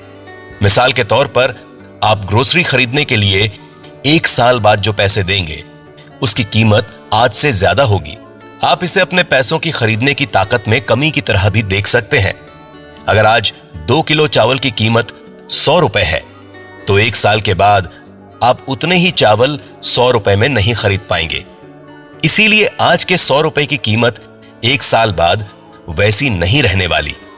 कम शब्दों में कहें तो बैंक फिक्स डिपॉजिट में 100 रुपए इन्वेस्ट करने पर आपको 1 साल बाद 107 या 108 रुपए मिलेंगे और उस वक्त उन्हीं रोजाना खर्चों में ये 107 या 108 रुपए खर्च हो जाएंगे। टैक्स को जोड़ने पर हालात और भी खराब हो जाएंगे। बैंक के फिक्स डिपॉजिट पर मिलने वाले ब्याज पर भी टैक्स लिया जाता है। आपकी कमाई को देखते हुए टैक्स रेट अलग अलग होगा। अगर आप सबसे निचले टैक्स ब्रैकेट में हैं तो आपको इंटरेस्ट की कमाई पर 10% टैक्स देना पड़ सकता है। अगर आप टैक्स को इन्फ्लेशन से जोड़ दें तो आपका फिक्स डिपॉजिट की कमाई पर मिलने वाला रिटर्न नेगेटिव निकलेगा। इस बात में तंज यह है कि बैंक डिपॉजिट पर मिलने वाला रिटर्न घुमा फिरा कर इन्फ्लेशन रेट से जुड़ा हुआ है। यानी जब इन्फ्लेशन ऊपर जाएगा तब डिपॉजिट रेट भी ऊपर जाएगा और जब इन्फ्लेशन नीचे जाएगा तब डिपॉजिट रेट भी नीचे जाएगा। आइए जरा बेसिक मैथ्स करते हैं। आप इनकम में से जो कुछ भी बचाते हैं उस पर पहले आपको टैक्स देना पड़ता है। चलिए मान लेते हैं कि आपकी कमाई 100 रुपए है। आप 10% टैक्स ब्रैकेट में हैं। आप बाकी बचे 90 रुपए यानी 100 माइनस 10 इसे 6 से 8% के सालाना इंटरेस्ट पर फिक्स डिपॉजिट के तौर पर जमा करवा देते हैं। फिक्स डिपॉजिट किए गए प्रिंसिपल अमाउंट पर कोई टैक्स नहीं लगता, पर इंटरेस्ट से कमाए गए पैसों पर टैक्स स्लैब के हिसाब से टैक्स लगता है। इंटरेस्ट पर टैक्स देने के बाद 4 से 6% मुनाफा ही बचेगा। अब हमें पता लगाना होगा कि इन्फ्लेशन अमाउंट क्या होगा। 8% इंटरेस्ट, 9% इन्फ्लेशन और 33% टैक्स यानी सबसे बड़ा ब्रैकेट। इसे देखते हुए बैंक डिपॉजिट में बचाए हुए 10 लाख रुपए में सिर्फ 7.5 लाख रुपए ही बचेंगे। जब आप स्टॉक मार्केट में इन्वेस्ट करते हैं तो पहले आप अपना इनकम टैक्स भरते हैं और बचे हुए पैसे इन्वेस्ट करते हैं। सालाना 12% से ज्यादा रिटर्न के साथ साथ इन्फ्लेशन और टैक्स को आसानी से मात दे सकते हैं। टैक्स और 6% से 8% इन्फ्लेशन को जोड़कर देखें तो कोई भी इन्वेस्टमेंट, बैंक या पोस्ट ऑफिस डिपॉजिट जो सालाना 9% से कम रिटर्न देती है वो नेगेटिव रिटर्न देगी। टैक्स प्लस इन्फ्लेशन को हराने के लिए सालाना 10% से ज्यादा रिटर्न यानी सबसे बड़े टैक्स ब्रैकेट वाले लोगों के लिए 12% से ज्यादा जरूरी है। इसीलिए टैक्स और इन्फ्लेशन को जोड़कर देखा जाए तो बैंक डिपॉजिट पॉजिटिव रिटर्न नहीं दे सकते। परेशान करने वाली बात यह है कि भारत में 50% से ज्यादा घरेलू सेविंग बैंक डिपॉजिट के रूप में है। महज 3% से 4% लोगों को स्टॉक मार्केट के बारे में पता है। आपको लगेगा कि फिक्स डिपॉजिट में इन्वेस्ट करना डाइवर्सिफिकेशन के लिए है। अच्छा, ऐसे कई tax efficient debt investment options हैं जो लगातार रिटर्न देंगे और डाइवर्सिफिकेशन भी। दिक्कत यह है कि कई लोगों को इसके बारे में पता ही नहीं है क्योंकि पर्सनल फाइनेंस और स्टॉक मार्केट स्कूल या कॉलेज में नहीं पढ़ाए जाते। इसीलिए ज्यादातर लोग टैक्स और इन्फ्लेशन की खतरनाक जोड़ी के बारे में नहीं जानते, जैसा कि पहले मैंने आपको बताया। अपनी बात करूं तो मैं बैंक डिपॉजिट में सिर्फ और सिर्फ इमरजेंसी फंड्स रखता हूं। मेरी बाकी की सेविंग्स इक्विटी में इन्वेस्ट की हुई है। मैं रिटर्न या डाइवर्सिफिकेशंस के लिए अपने फंड को बैंक में नहीं रखता। ये फंड किसी अनचाही दिक्कत के लिए है जो अचानक से आ सकती है। स्टॉक मार्केट का इकलौता खतरा क्या है? स्टॉक मार्केट में इन्वेस्ट करना कार चलाने की तरह है। शुरुआत में कोई भी कार चलाने में माहिर नहीं होता, आपको सीखना पड़ता है। अगर आप नहीं सीखते और पहले दिन ही स्टीयरिंग व्हील के सामने जाकर बैठ जाते हैं तो इसका अंजाम क्या होगा? एक्सीडेंट होने का खतरा सर पर मंडराता रहेगा। ठीक इसी तरह बिना किसी जानकारी के यह तय है कि आप पैसे जरूर कमाएंगे। आप कभी कभी पैसे कमा सकते हैं पर वो सिर्फ किस्मत की मदद से। लगातार कमाने के लिए आपको इसकी गहरी जानकारी होनी चाहिए। एक्सीडेंट से बचने के लिए अनुभवी ड्राइवर को संभलकर चलाना होगा। इसी तरह अनुभवी इन्वेस्टर्स को लॉस से बचने के लिए सोच समझकर इन्वेस्ट करना चाहिए। आप ड्राइविंग के नियमों का पालन करके एक्सीडेंट होने की संभावना को कम कर सकते हैं। ठीक इसी तरह कुछ नियमों का पालन करके आप स्टॉक मार्केट में होने वाले लॉस की संभावना को कम कर सकते हैं। ड्राइविंग के लिए पढ़ाई से जुड़ी फॉर्मल डिग्री की जरूरत नहीं पड़ती। ठीक इसी तरह फाइनेंस से MBA, CA या इससे मिलती जुलती डिग्री से इक्विटी इन्वेस्ट करने में सफल होने का दावा नहीं किया जा सकता। पढ़ाई लिखाई और स्पेशलाइजेशन से हटकर कोई भी सफल इन्वेस्टिंग के तरीके सीख सकता है।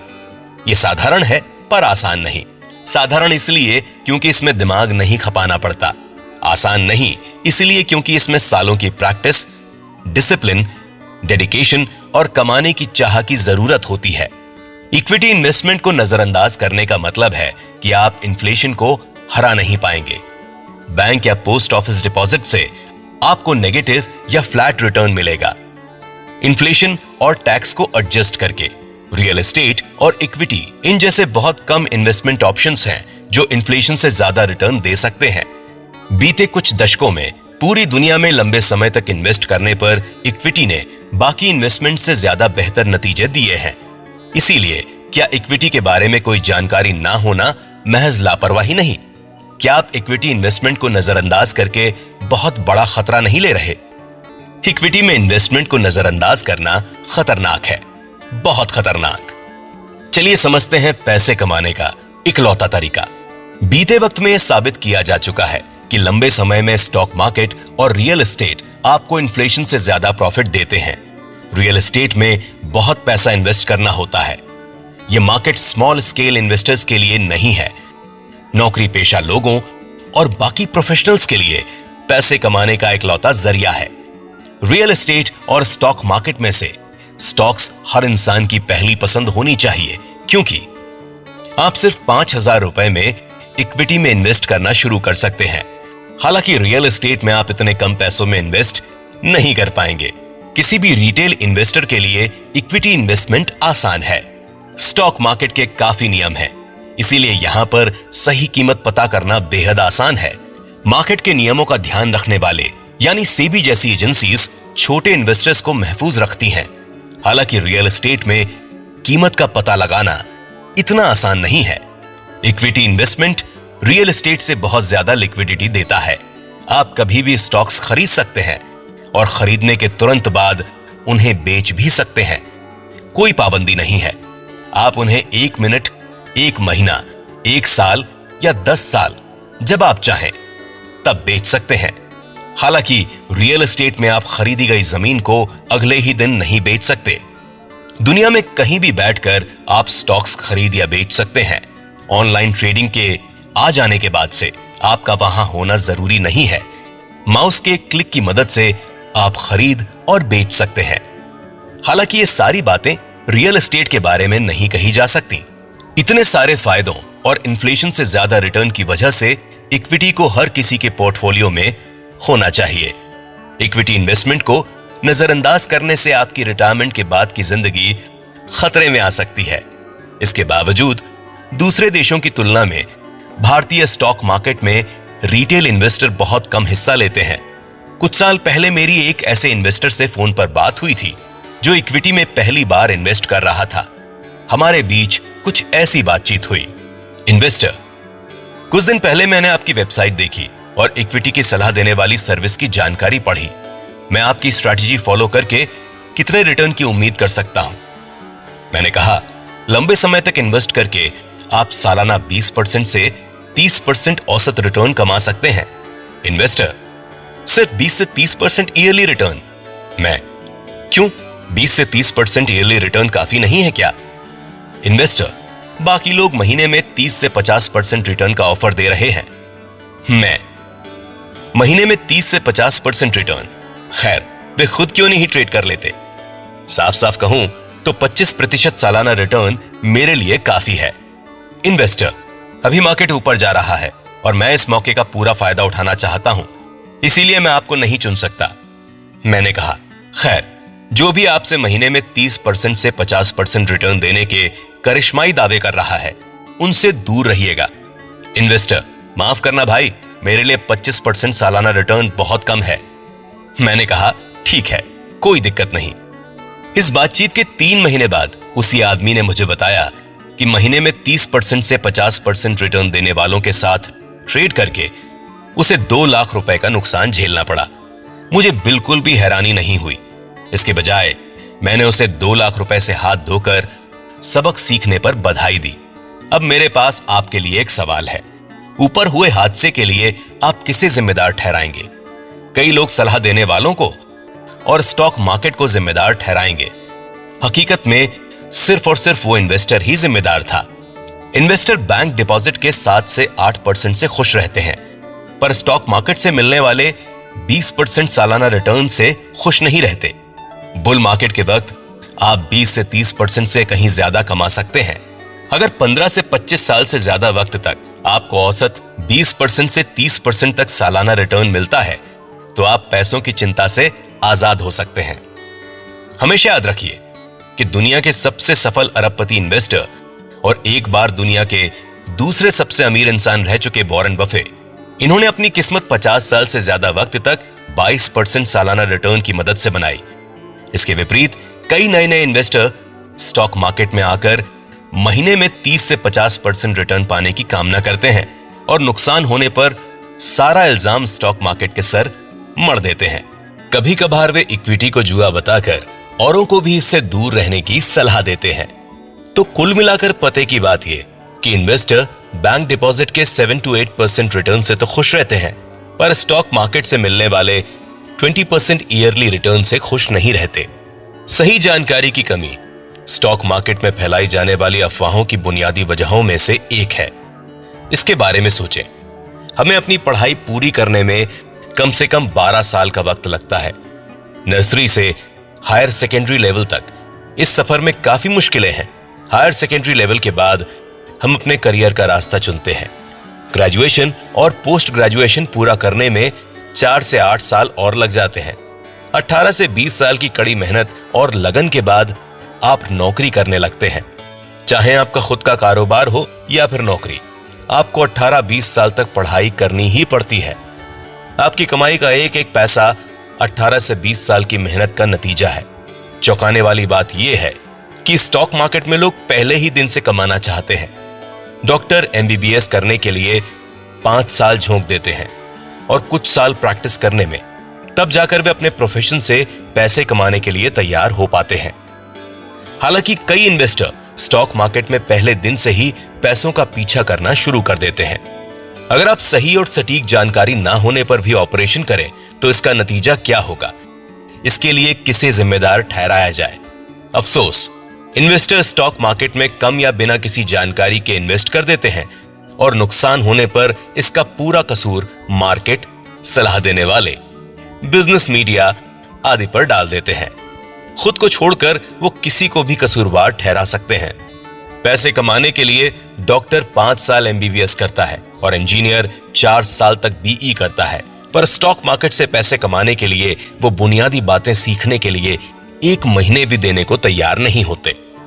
स्टॉक बिजनेस का एक छोटा सा हिस्सा होने के सिवा और कुछ नहीं है। अपने आप को कई लोकल रेस्टोरेंट का मालिक समझिए। मालिक होने के नाते क्या आप रेस्टोरेंट रोज बेचना और खरीदना चाहेंगे?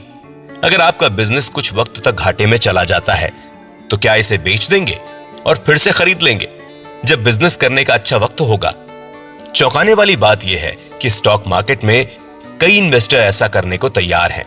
स्टॉक की कीमत में सिर्फ 10% का उछाल आपके अंदर और कमाने का लालच पैदा कर सकता है, जबकि 10% की गिरावट से हड़कंप मच सकता है। ज्यादा ट्रेड करने से पैसे गंवाने के मौके बढ़ जाते हैं। अगर आप खुद को बिजनेस का छोटा सा हिस्सा मानते हैं तो बार बार ट्रेड करने से बचा जा सकता है। कार, महंगे मोबाइल या टीवी खरीदने से पहले हम बहुत बार रिसर्च करते हैं। मुझे अभी तक याद है कि अपनी पहली कार खरीदने से पहले मैंने 3 महीने कम से कम 30 से 40 घंटों तक इंटरनेट पर रिसर्च की। 3 बार शोरूम गया और फिर कुछ दिन तक कार के ट्रेंड पर नजर बनाए रखी। उसके बाद मैं अपने दूसरे दोस्त के साथ टेस्ट ड्राइव पर गया, अपने परिवार वालों के साथ सलाह मशवरा किया और फिर कार खरीदी। क्या आप स्टॉक खरीदते वक्त कड़ी रिसर्च करते हैं? आखिरी बार की गई अपनी किसी महंगी खरीद के बारे में सोचिए, चाहे वो कार हो, मोबाइल हो या लैपटॉप या फिर कोई भी और गैजेट। आप भरोसेमंद जगहों, इंटरनेट आदि से जानकारी जुटाने की कोशिश करते हैं और फिर किसी नतीजे पर पहुंचते हैं। क्या आप इक्विटी इन्वेस्टमेंट करते वक्त इसकी तुलना में थोड़ा भी वक्त रिसर्च में देते हैं? स्टॉक मार्केट में आने से पहले आपको अपनी जानकारी पुख्ता कर लेनी चाहिए। यह किताब इसलिए लिखी जा रही है। अगले अध्याय से आपको इक्विटी में इन्वेस्ट करने के कई पहलुओं के बारे में आसान भाषा में और असल जिंदगी की मिसालों के साथ सीखने को मिलेगा। जैसा कि पहले बताया गया है, यह साधारण है पर आसान नहीं। आपको क्या नहीं करना है के बारे में ज्यादा सीखना है, बजाय इसके कि आपको क्या करना है। इस चैप्टर को खत्म करते हुए मैं ये बताना चाहूंगा कि आप लॉस से कैसे बचें और स्टॉक मार्केट में लगातार पैसे कैसे कमाएं। इसकी तरफ एक कदम बढ़ा चुके हैं। मैं आपको एक बात का भरोसा दिलाता हूं कि इक्विटी इन्वेस्टिंग आपके लिए आसान और फायदेमंद होगी। बेंजामिन फ्रैंकलिन ने कहा था, जानकारी में इन्वेस्ट करने से सबसे अच्छा इंटरेस्ट मिलता है। याद रखने लायक बातें हैं। इक्विटी इन्वेस्टिंग खतरा नहीं है, इसके बजाय इक्विटी से दूर रहने में खतरा है। कोई भी इन्वेस्टमेंट जो 9% से कम सालाना रिटर्न देती है, जैसे पोस्ट ऑफिस, बैंक डिपॉजिट इत्यादि, उसे टैक्स और 6% से 8% इन्फ्लेशन के साथ जोड़ा जाए तो नेगेटिव रिटर्न आता है। टैक्स और इन्फ्लेशन को हराने के लिए 10% से ज्यादा रिटर्न जरूरी है। लंबे समय तक पैसा कमाने के लिए इक्विटी में इन्वेस्ट करना सबसे अच्छा तरीका है। इन्वेस्ट करना कार चलाने जैसा है। अगर आप इसमें महारत हासिल कर लेते हैं तो यह आपके लिए आसान हो जाएगा। पूरी जानकारी ना होना, गलतफहमी फैलने और बहुत कम रिटेल इन्वेस्टर होने की जड़ है। स्टॉक खरीदना बिजनेस में मालिकी का एक हिस्सा लेने जैसा है। अपने आप को बिजनेस का मालिक समझें। इक्विटी में इन्वेस्ट करने से पहले जानकारी में इन्वेस्ट करें। चलिए समझते हैं कि अच्छे स्टॉक चुनने की तरफ पहला कदम क्या है, शुरुआत कैसे करें। स्टॉक मार्केट में आपको कई जगहों पर स्टॉक से जुड़ी काफी सारी सलाह मिल जाएंगी। स्टॉक मार्केट में इन्वेस्ट करने से पहले आप स्टॉक की क्वालिटी जरूर परखना चाहेंगे। हालांकि डेटा और फाइनेंशियल मैट्रिक्स देखकर आप घबरा भी सकते हैं। बैलेंस शीट रेशियो से लेकर कीमत लगाने तक सैकड़ों पैरामीटर हैं। किस पर गौर करें, किसे अहमियत दें। कई इन्वेस्टर प्रॉफिट ग्रोथ नंबर से शुरुआत करते हैं क्योंकि वे फाइनेंशियल स्टेटमेंट में उभर के सामने आते हैं और आसानी से मिल जाते हैं। प्रॉफिट ग्रोथ से शुरू करके और इस पर ज्यादा ध्यान देकर आप बहुत बड़ी गलती करेंगे। कोई भी कंपनी प्रॉफिट नंबर में आसानी से हेरफेर कर सकती है। इसके बाद भी बड़े प्रॉफिट रियल कैश फ्लो का यकीन नहीं दिला सकते। एक कंपनी नेगेटिव कैश फ्लो के साथ भी 10 लाख तक का प्रॉफिट दिखा सकती है। इसके बावजूद प्रॉफिटेबल ग्रोथ की वजह भारी कर्ज भी हो सकता है। कम शब्दों में कहें तो प्रॉफिट ग्रोथ से किसी बिजनेस की क्वालिटी पर यकीन नहीं किया जा सकता। आइए 100 साल से ज्यादा पुरानी और लोकप्रिय कंपनी कॉक्स एंड किंग्स पर नजर डालते हैं। मार्च 2018 तक कंपनी ने अच्छी प्रॉफिट ग्रोथ की, असल में 153%। हालांकि अगस्त 2018 तक स्टॉक प्राइस 270 से नीचे गिरकर सिर्फ 10 पर आ गया। इसके चलते 95% से ज्यादा का नुकसान झेलना पड़ा। आगे चलकर पता चला कि प्रॉफिट में हेर-फेर की गई थी। अच्छे प्रॉफिट ग्रोथ के बावजूद भी कुछ ही सालों में 70 से 90% तक स्टॉक प्राइस क्रैश करने की सैकड़ों मिसालें हैं। अगली चीज जिसे इन्वेस्टर फॉलो करते हैं वो है सेल्स नंबर्स। ये एक और बड़ी दिक्कत है। सेल्स ग्रोथ से शेयर होल्डर का फायदा होने की बात पर यकीन नहीं किया जा सकता। आप इस बारे में सही नहीं बता सकते कि कितनी सेल्स करके कितने पैसे बन रहे हैं और क्या उन सेल से मार्जिन जुड़ा हुआ है या नहीं। सबसे जरूरी बात, सेल्स नंबर में भी हेराफेरी की जा सकती है। मान लीजिए आपका एक बड़ा रेस्टोरेंट है और हर दिन आप ढेर सारे कस्टमर्स को खाना परोसते हैं, जिसे आप बड़ी सेल के तौर पर बता सकते हैं। हालांकि यह मायने रखता है कि दिन खत्म होते होते आपने कितने पैसे कमाए। यह भी मुमकिन है कि आपके कॉम्पिटिटर खर्चों में सुधार करने पर ध्यान देकर कम सेल होने पर भी आपसे ज्यादा मुनाफा कमा रहे हों। मालिक की निगरानी में चलने वाले उन छोटे बिजनेस को समझना आसान है जहां कमाने का सिर्फ एक जरिया होता है और खर्चे भी लगभग तय हैं। जो कंपनी स्टॉक मार्केट में लिस्ट हो रही है उसकी कमाई और खर्चों की बनावट पेचीदा है। कमाई के कई जरिए हैं, खर्चों के कई रास्ते हैं और इन सबसे बढ़कर उनकी कई सब्सिडियरी भी हो सकती हैं। ये सब मिलकर उनकी फाइनेंशियल स्टेटमेंट को पेचीदा बना देते हैं, क्योंकि बिजनेस में कई तरह से कमाई और खर्चे रिपोर्ट कर सकते हैं। इसीलिए आंकड़ों में हेराफेरी करना आसान हो जाता है। इसके अलावा बड़े अकाउंट फर्म अपनी बैलेंस शीट बनाते हैं, इसीलिए उन कंपनी के मुनाफे का पता लगाना बेहद मुश्किल होता है। कई बड़ी कंपनी अपने मुनाफे के आंकड़े बदल देती हैं क्योंकि उन्हें पता है कि कम जानकार इन्वेस्टर सबसे पहले प्रॉफिट ग्रोथ पर गौर करेंगे। कई फाइनेंशियल रिजल्ट में आपको यह देखने को मिलेगा कि प्रॉफिट और सेल्स ग्रोथ नंबर को अलग से हाईलाइट किया जाता है। यह तय है कि कंपनी स्टॉक की कीमत में बेवजह के उतार चढ़ाव से बचने के लिए और प्रॉफिट और सेल्स ग्रोथ को बेहतर दिखाने के लिए जी जान लगा देगी। कम या बिना उतार चढ़ाव वाला स्टॉक प्राइस मूवमेंट आसानी से फंड उठाने में प्रमोटर्स की मदद करता है। इसीलिए प्रमोटर्स कभी भी प्रॉफिट और सेल्स नंबर में अचानक उतार चढ़ाव नहीं देखना चाहेंगे। इसीलिए इन्वेस्टर को इस मैट्रिक्स पर ध्यान नहीं देना चाहिए। अब बड़ा सवाल यह है, अगर हम प्रॉफिट और सेल्स नंबर को सबसे कम अहमियत देते हैं तो हम किसे अहमियत दें? जवाब यह है इक्विटी पर रिटर्न यानी ROE। शेयर होल्डर होने के नाते आपको इस बात का पता होना चाहिए कि प्रमोटर आपके पैसों का इस्तेमाल किस तरह कर रहे हैं। क्या वे अपने शेयर होल्डर के लिए पैसे बना रहे हैं या फिर अपने लिए? आइए इक्विटी पर रिटर्न को गहराई से समझते हैं, जो कि सबसे जरूरी पैरामीटर है। जी हां, इक्विटी पर रिटर्न सबसे जरूरी पैरामीटर। मान लीजिए कि एक इलाके में 2 रेस्टोरेंट हैं और आपके पास किसी एक में इन्वेस्ट करने का मौका है। रेस्टोरेंट ए 100 इन्वेस्टमेंट के साथ 30 का प्रॉफिट बना रहे हैं। रेस्टोरेंट बी 1000 के इन्वेस्टमेंट के साथ 200 का प्रॉफिट बना रहे हैं। यह समझकर कि बाकी सारे पैरामीटर में कोई बदलाव नहीं है, इन्वेस्टर के तौर पर आप किस बिजनेस में इन्वेस्ट करना चाहेंगे। सिर्फ डेटा देखने पर हमें यह लगेगा कि रेस्टोरेंट बी ने ज्यादा प्रॉफिट कमाया है, हालांकि रेस्टोरेंट ए ज्यादा किफायती है। रेस्टोरेंट ए ने 100 इन्वेस्ट किए और 30 का प्रॉफिट कमाया, इसीलिए अगर वो 1000 इन्वेस्ट करेगा तो उसका प्रॉफिट बढ़कर 300 हो जाएगा। साफ साफ शब्दों में यह कहा जा सकता है कि रेस्टोरेंट ए का इन्वेस्टमेंट पर रिटर्न 30% है और रेस्टोरेंट बी का रिटर्न 20%। इन्वेस्टर की पहली पसंद रेस्टोरेंट ए होगा। ठीक इसी तरह किसी भी स्टॉक में इन्वेस्ट करने से पहले आपको यह देखना होगा कि वो बिजनेस कितना किफायती है। इक्विटी पर रिटर्न की मदद से आप उनकी किफायत का अंदाजा लगा सकते हैं। इक्विटी पर रिटर्न नेट इनकम का वो हिस्सा है जो शेयर होल्डर को इक्विटी के बदले में वापस मिलते हैं और परसेंटेज के तौर पर दिखाया जाता है। और इसे यूं कैलकुलेट करें, नेट इनकम को शेयर होल्डर की इक्विटी से डिवाइड करके इक्विटी पर रिटर्न की वैल्यू निकाली जा सकती है। इससे किसी भी कंपनी की प्रॉफिट कमाने की काबिलियत का पता लगाया जा सकता है और वो अपने शेयर होल्डर के पैसों से कितना प्रॉफिट कमा रहे हैं ये भी।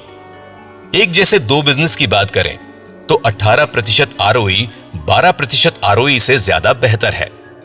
इक्विटी पर रिटर्न को बहुत तरीकों से इस्तेमाल किया जा सकता है। इस ऑडियो बुक के आगे के हिस्से में आपको यह जानकारी मिल जाएगी। ज्यादा तौर पर मैं एक ऐसे स्टॉक में इन्वेस्ट करना पसंद करता हूं जिनकी ROE वक्त के साथ बेहतर होती रहती है या फिर 20% से ज्यादा होती है। इसका मतलब यह कतई नहीं है कि 20% से कम ROE बनाने वाली कंपनी नेगेटिव रिटर्न देगी। अब यह सवाल आता है, किस वजह से कंपनी बड़ी ROE रिपोर्ट कर सकती है? इसका जवाब इकोनॉमिक मोट में छुपा हुआ है। इकोनॉमिक मोट या मुकाबले में फायदा। इन्वेस्ट करने के फैसले सिर्फ नंबर की बुनियाद पर नहीं लिए जाने चाहिए। इस बात का भ्रम न पालें कि सफलता की ऊंचाइयों पर खड़ी कंपनी अपनी प्रॉफिट कमाने की काबिलियत को आगे भी यूं ही बरकरार रख सकती है। बड़ी ग्रोथ वाली कंपनियां अक्सर प्रॉफिट कमाने की काबिलियत को बरकरार रखने के लिए जूझती रहती हैं। इसकी वजह बिल्कुल साफ है, सफलता मुकाबले को अपनी ओर बुलाती है और जितना ज्यादा प्रॉफिट होगा मुकाबला उतना ज्यादा कड़ा होगा। अगर आपके बेहद सफल रेस्टोरेंट में बहुत सारे लोग आएंगे तो यह आम बात है कि उस इलाके में और भी रेस्टोरेंट खुलेंगे। आज नहीं तो कल आपकी प्रॉफिट कमाने की काबिलियत को बरकरार रखना मुश्किल साबित होगा। इसीलिए बेहद सफल कंपनी वक्त के साथ साथ कम फायदेमंद होती जाती हैं क्योंकि कंपटीशन उनका बिजनेस खा जाते हैं। आइए समझते हैं कि कंपनी इकोनॉमिक मोट कैसे बनाती है। इसका सबसे आसान तरीका है अपने कॉम्पिटिटर से ज्यादा बेहतर प्रोडक्ट या सर्विस देना। कस्टमर बेहतर प्रोडक्ट या सर्विस के लिए थोड़े ज्यादा पैसे देने से नहीं हिचकिचाते। अगर आप अपने प्रोडक्ट को दूसरों के प्रोडक्ट से अलग दिखा सकते हैं तब आप उनकी जेब से अच्छे खासे पैसे निकलवा सकते हैं। आप फीचर, तकनीक, स्पेसिफिकेशन, टिकाऊ होना, दिखता कैसा है या फिर किसी और तरीके से अपने प्रोडक्ट को दूसरों से अलग दिखा सकते हैं। दिक्कत यह है कि किसी भी प्रोडक्ट की बेहतर तकनीक या फीचर उसे ज्यादा दिन तक मार्केट में टिकने में मदद नहीं कर सकती। इसकी वजह यह है कि कंपटीशन हमेशा आपसे बेहतर तकनीक या प्रोडक्ट बनाने की कोशिश करेंगे। बेहतर प्रोडक्ट बनाने और रिसर्च करने में बहुत सारे पैसों की जरूरत पड़ती है। इसकी वजह से प्रोडक्ट की कीमत और बढ़ जाएगी। कस्टमर कीमत देखकर हिचकिचा सकता है। आज के मार्केट के लीडर को उसके कॉम्पिटिटर कीमत का फायदा उठाकर पीछे छोड़ सकते हैं। मिसाल के तौर पर नोकिया को ही लीजिए। 1990 से 2010 तक मोबाइल सेक्टर में नोकिया का राज चला। धीरे धीरे सैमसंग ने वही प्रोडक्ट कम कीमत पर बनाने शुरू कर दिए। उसके बाद एंड्रॉइड ऑपरेटिंग सिस्टम के आने से सैमसंग ने नोकिया को पीछे छोड़ दिया और खुद मार्केट लीडर बन गया। प्रोडक्ट में असल फर्क के अलावा ब्रांड का नाम बड़ा होने से भी कस्टमर के दिमाग में प्रोडक्ट की एक अलग पहचान बनाने में मदद मिलती है। शायद आपका प्रोडक्ट औरों से बेहतर ना हो, फिर भी कस्टमर ब्रांड का नाम होने की वजह से ज्यादा पैसे देने के लिए तैयार रहते हैं। इज्जतदार ब्रांड बनने में बहुत ज्यादा वक्त लगता है। हालांकि सफल ब्रांड कभी कभी इकोनॉमिक मोड की तरह काम करते हैं। इसकी बेहद आम मिसाल एप्पल इंक है। एप्पल अपने आईफोन और मैकबुक के लिए लोगों से बहुत सारे पैसे चार्ज करता है। एप्पल का आईफोन महंगे एंड्रॉइड फोन से 15 से 20% ज्यादा महंगा होता है। हालांकि इस फोन के काम करने के तरीके में ज्यादा फर्क नहीं होता। यह भी मुमकिन नहीं कि हर ब्रांड का एक बड़ा इकोनॉमिक मोड बना सके। मिसाल के तौर पर इन जानी मानी एयरलाइंस को ही देख लीजिए, किंगफिशर और जेट एयरवेज। एयरलाइन इंडस्ट्री को इस तरह से तैयार किया गया है कि सिर्फ ब्रांड वैल्यू के लिए लोगों से ज्यादा पैसे लेने मुश्किल हैं। कस्टमर लॉक इन या हाई स्विचिंग कॉस्ट इस मुकाबले में बढ़त बनाने के सबसे अच्छे और टिकाऊ तरीकों में से एक है। ब्रांड, बेहतर प्रोडक्ट और दूसरों से कम कीमत आसानी से ध्यान खींच लेती है, पर यह पता लगाना कि किसी प्रोडक्ट या सर्विस में कस्टमर कैसे लॉक इन होगा बेहद मुश्किल होता है। स्विचिंग कॉस्ट वो फैक्टर है जो कस्टमर को कंपटीशन के प्रोडक्ट या सर्विस लेने के फैसले को मुश्किल बनाते हैं। ये फैक्टर पैसे, वक्त या सुविधा भी हो सकते हैं। अगर स्विच करने की कीमत ज्यादा नहीं होगी तो कस्टमर आसानी से कॉम्पिटिटर के प्रोडक्ट या सर्विस की तरफ नहीं जाएंगे। इसीलिए कंपनी अपने मौजूदा कस्टमर से प्रीमियम होने की मांग कर सकती है। अकाउंटिंग सॉफ्टवेयर फर्म इंटुइट, क्विकबुक्स या CRM provider Salesforce, Viva, Freshdesk आदि के पास स्विचिंग कॉस्ट मोड हैं। एक बार जब टैली में आप बिजनेस की अकाउंटिंग सेट कर लेते हैं तो दूसरे अकाउंटिंग सॉफ्टवेयर पर जाने में आपको दिक्कत आ सकती है। साथ ही लोगों को सिखाने का खर्च अलग से झेलना पड़ेगा। इस बात को जरूर याद रखें कि स्विच करने की कीमत पैसों से चुकानी पड़े ये जरूरी नहीं। फेसबुक और व्हाट्सएप सबसे अच्छे इकोनॉमिक मोड की बेहतरीन मिसाल हैं और उनकी स्विचिंग कॉस्ट कुछ भी नहीं है। फेसबुक के अलावा दर्जनों सोशल नेटवर्किंग वेबसाइट्स थी, ज्यादातर को कंपनी बंद करनी पड़ी। इंटरनेट के महारथी गूगल को भी अपनी सोशल नेटवर्किंग साइट ऑर्कुट बंद करनी पड़ी। फेसबुक से स्विच करने के लिए एक भी पैसे नहीं लगते। हालांकि नेटवर्किंग इफेक्ट लोगों को शिफ्ट करने से रोकता है। मोबाइल में चैट करने के कई एप्लीकेशन हैं, लेकिन मेरे सारे दोस्त व्हाट्सएप पर हैं। मैं किसी और प्लेटफॉर्म पर क्यों जाऊंगा? इतने मजबूत नेटवर्किंग इफेक्ट की वजह से किसी और प्लेटफॉर्म पर शिफ्ट होना आसान नहीं है। Google, Facebook, WhatsApp, Instagram, Twitter, LinkedIn आदि नेटवर्किंग इफेक्ट्स की वजह से मोड की बेहतरीन मिसालें हैं। इकोनॉमिक मोड या मुकाबले में फायदे को कैसे पहचाने? इकोनॉमिक मोड को सिर्फ और सिर्फ उसके सब्जेक्ट के हिसाब से पहचाना जा सकता है। आपको सप्लाई और डिमांड का खेल, कस्टमर बेस और प्रोडक्ट सर्विस को अलग दिखाने वाले फैक्टर्स को समझना पड़ेगा।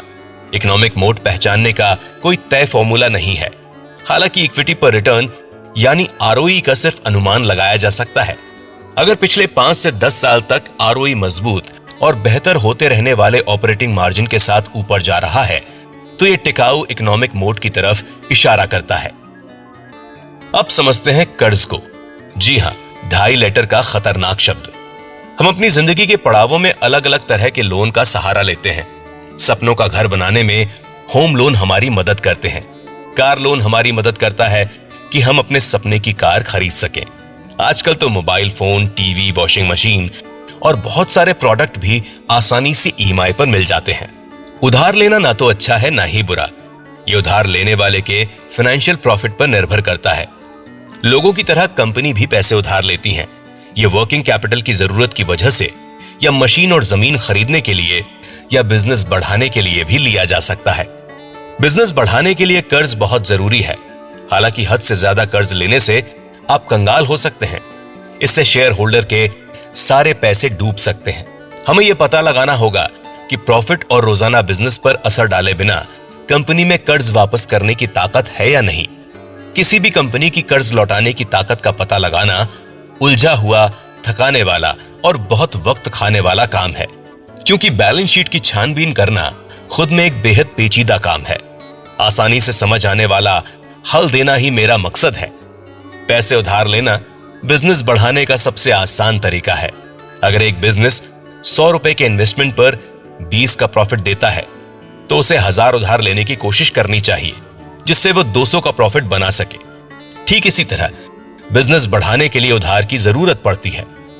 दिक्कत तब होती है जब आप हद से ज्यादा पैसे उधार ले लेते हैं। उस हालात के बारे में सोचिए जिसमें आपका प्रॉफिट मार्जिन 10% है, पर आपको उधार लिए गए पैसों पर 12% ब्याज देना पड़ता है। ऐसे हालात में ज्यादा सेल से आपका नुकसान बढ़ेगा, क्योंकि आपको हर सेल पर 2% नुकसान हो रहा है। इसीलिए कभी कभार उधार आपको मुश्किल में लाकर खड़ा कर सकता है। किसी भी कंपनी के कर्ज के हालात के लिए कई रेशियो बनाए गए हैं, जैसे debt to equity ratio, interest coverage ratio, current ratio, quick ratio. इन सभी रेशियो में से डेट टू इक्विटी रेशियो की समझ आपके काम की चीज है। मैं सबके बारे में बातचीत नहीं करूंगा क्योंकि छोटे इन्वेस्टर के लिए यह पेचीदा हो सकता है और साथ ही इसे लागू करना मुश्किल भी होगा। आइए इक्विटी टू डेट की परिभाषा से शुरुआत करते हैं। इसकी मदद से आप अपने मकसद में कामयाब हो सकते हैं। डेट टू इक्विटी की परिभाषा ये रही। डेट टू इक्विटी कंपनी का फाइनेंशियल फायदा है जिसे सारी लायबिलिटीज को शेयर होल्डर की इक्विटी से डिवाइड करके कैलकुलेट किया जा सकता है। इससे पता चलता है कि कंपनी अपने असेट को फाइनेंस करने के लिए इक्विटी और कर्ज दोनों को कितना कितना इस्तेमाल कर रही है। इसीलिए सारी लायबिलिटीज को इक्विटी से डिवाइड करने पर डेट टू इक्विटी रेशियो निकलता है। किसी भी स्टॉक में इन्वेस्ट करने से पहले उसके डेट टू इक्विटी रेशियो पर नजर डाल लें। ये रेशियो आपको कई फाइनेंशियल वेबसाइट पर मिल जाएगा। आपको कम से कम बीते 3 साल का रेशियो देखना चाहिए। एक से ज्यादा का डेट टू इक्विटी रेशियो और लगातार बढ़ने वाला रेशियो खतरे की घंटी है। यह इस बात पर जोर देता है कि आने वाले वक्त में कंपनी को दिक्कतों का सामना करना पड़ सकता है। ऐसी कंपनी में इन्वेस्ट मत करें। ज्यादा कर्जे वाली कंपनी में इन्वेस्ट करने से सिर पर हमेशा खतरा मंडराया रहता है। याद रखें कि बैंकिंग या फाइनेंस कंपनी के लिए डेट टू इक्विटी रेशियो कारगर नहीं है। बैंकिंग या फाइनेंस कंपनी के अलग रेशियो बनाए गए हैं। आइए कुछ ऐसी कंपनी पर नजर डालते हैं जिनका डेट टू इक्विटी रेशियो बड़ा है और उनके स्टॉक प्राइस परफॉर्मेंस पर भी नजर डालते हैं। ये डेटा 15 जुलाई 2014 का है। एक ग्राफ से आपको समझाने की कोशिश करता हूं। कंपनी का नाम है Bombay rayon. Debt to equity ratio है 1.28। एक साल के स्टॉक प्राइस का रिटर्न -21% है। एक साल के दौरान सेंसेक्स का रिटर्न +27% है। 3 साल के स्टॉक प्राइस का रिटर्न -44% है। 3 साल के दौरान सेंसेक्स का रिटर्न +36% है। कंपनी का नाम है Gitanjali gems. Debt to equity ratio 1.32। एक साल के स्टॉक प्राइस का रिटर्न -48%। एक साल के दौरान सेंसेक्स का रिटर्न +27%। 3 साल के स्टॉक प्राइस का रिटर्न -76%। 3 साल के दौरान सेंसेक्स का रिटर्न +36%। एक और कंपनी लेते हैं जिसका नाम है Ushdev International. Debt to equity ratio है 1.46। एक साल के स्टॉक प्राइस का रिटर्न है -21%। एक साल के दौरान सेंसेक्स ने दिए 27% रिटर्न्स और 3 साल के स्टॉक प्राइस का रिटर्न -8%। एक साल के दौरान सेंसेक्स का रिटर्न 36% प्लस में। अगली कंपनी का नाम है गज एंड आरी coke. Debt to equity ratio 1.7। एक साल का रिटर्न -16%। एक साल के दौरान सेंसेक्स का रिटर्न आपको पता है 27%।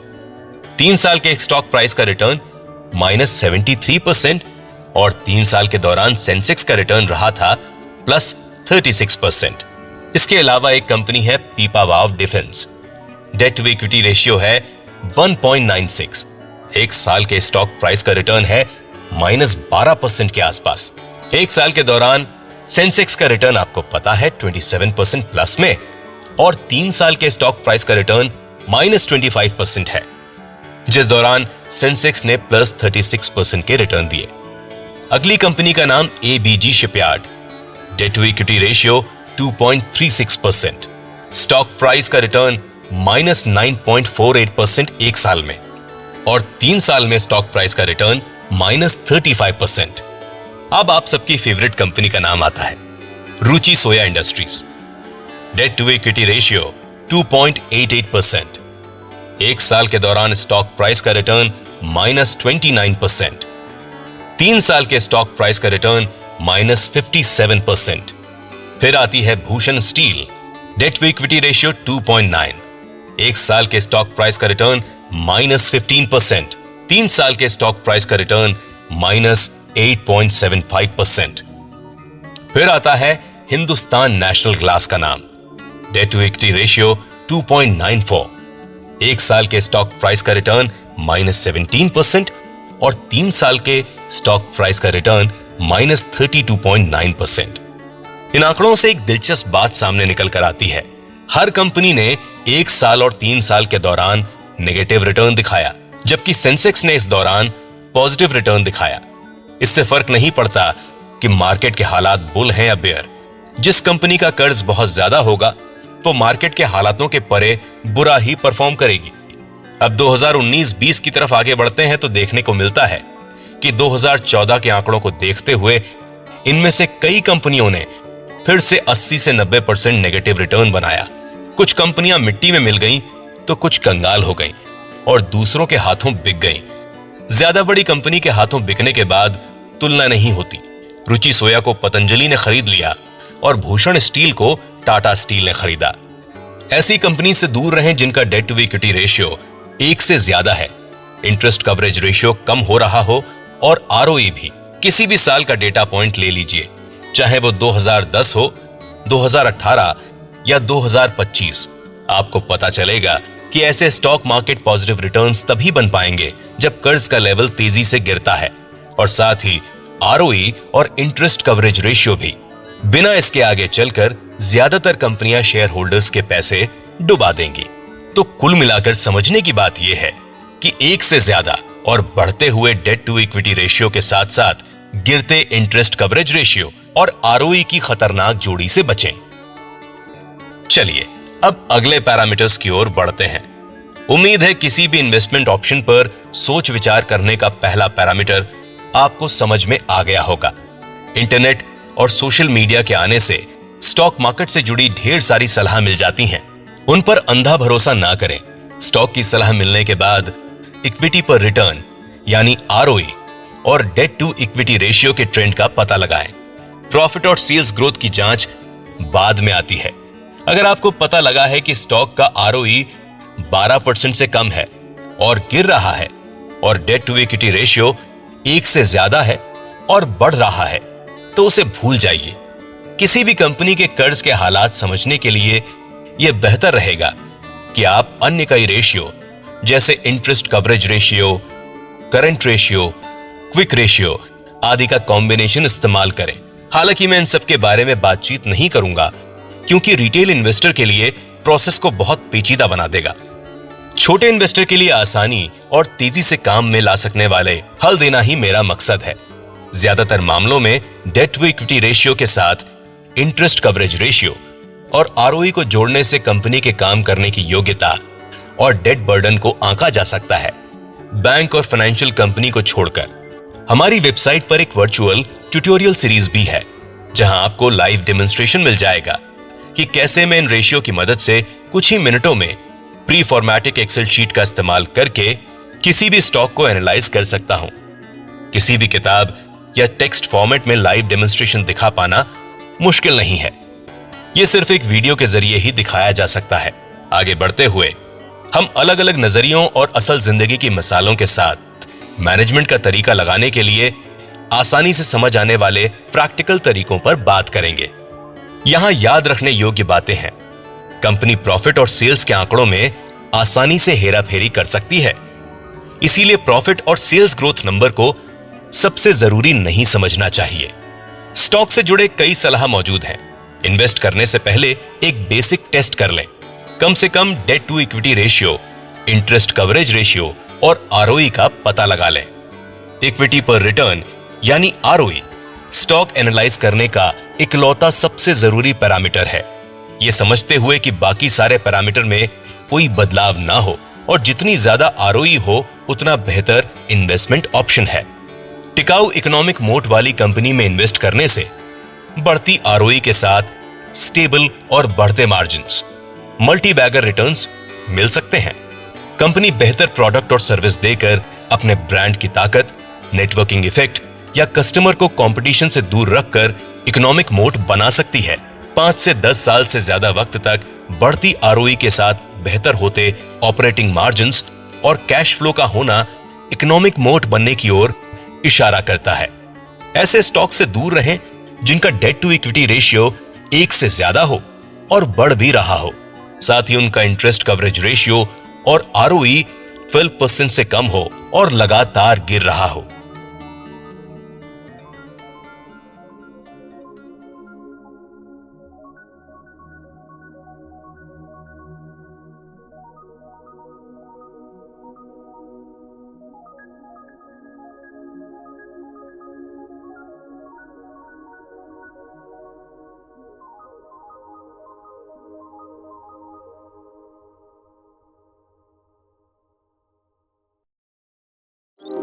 down.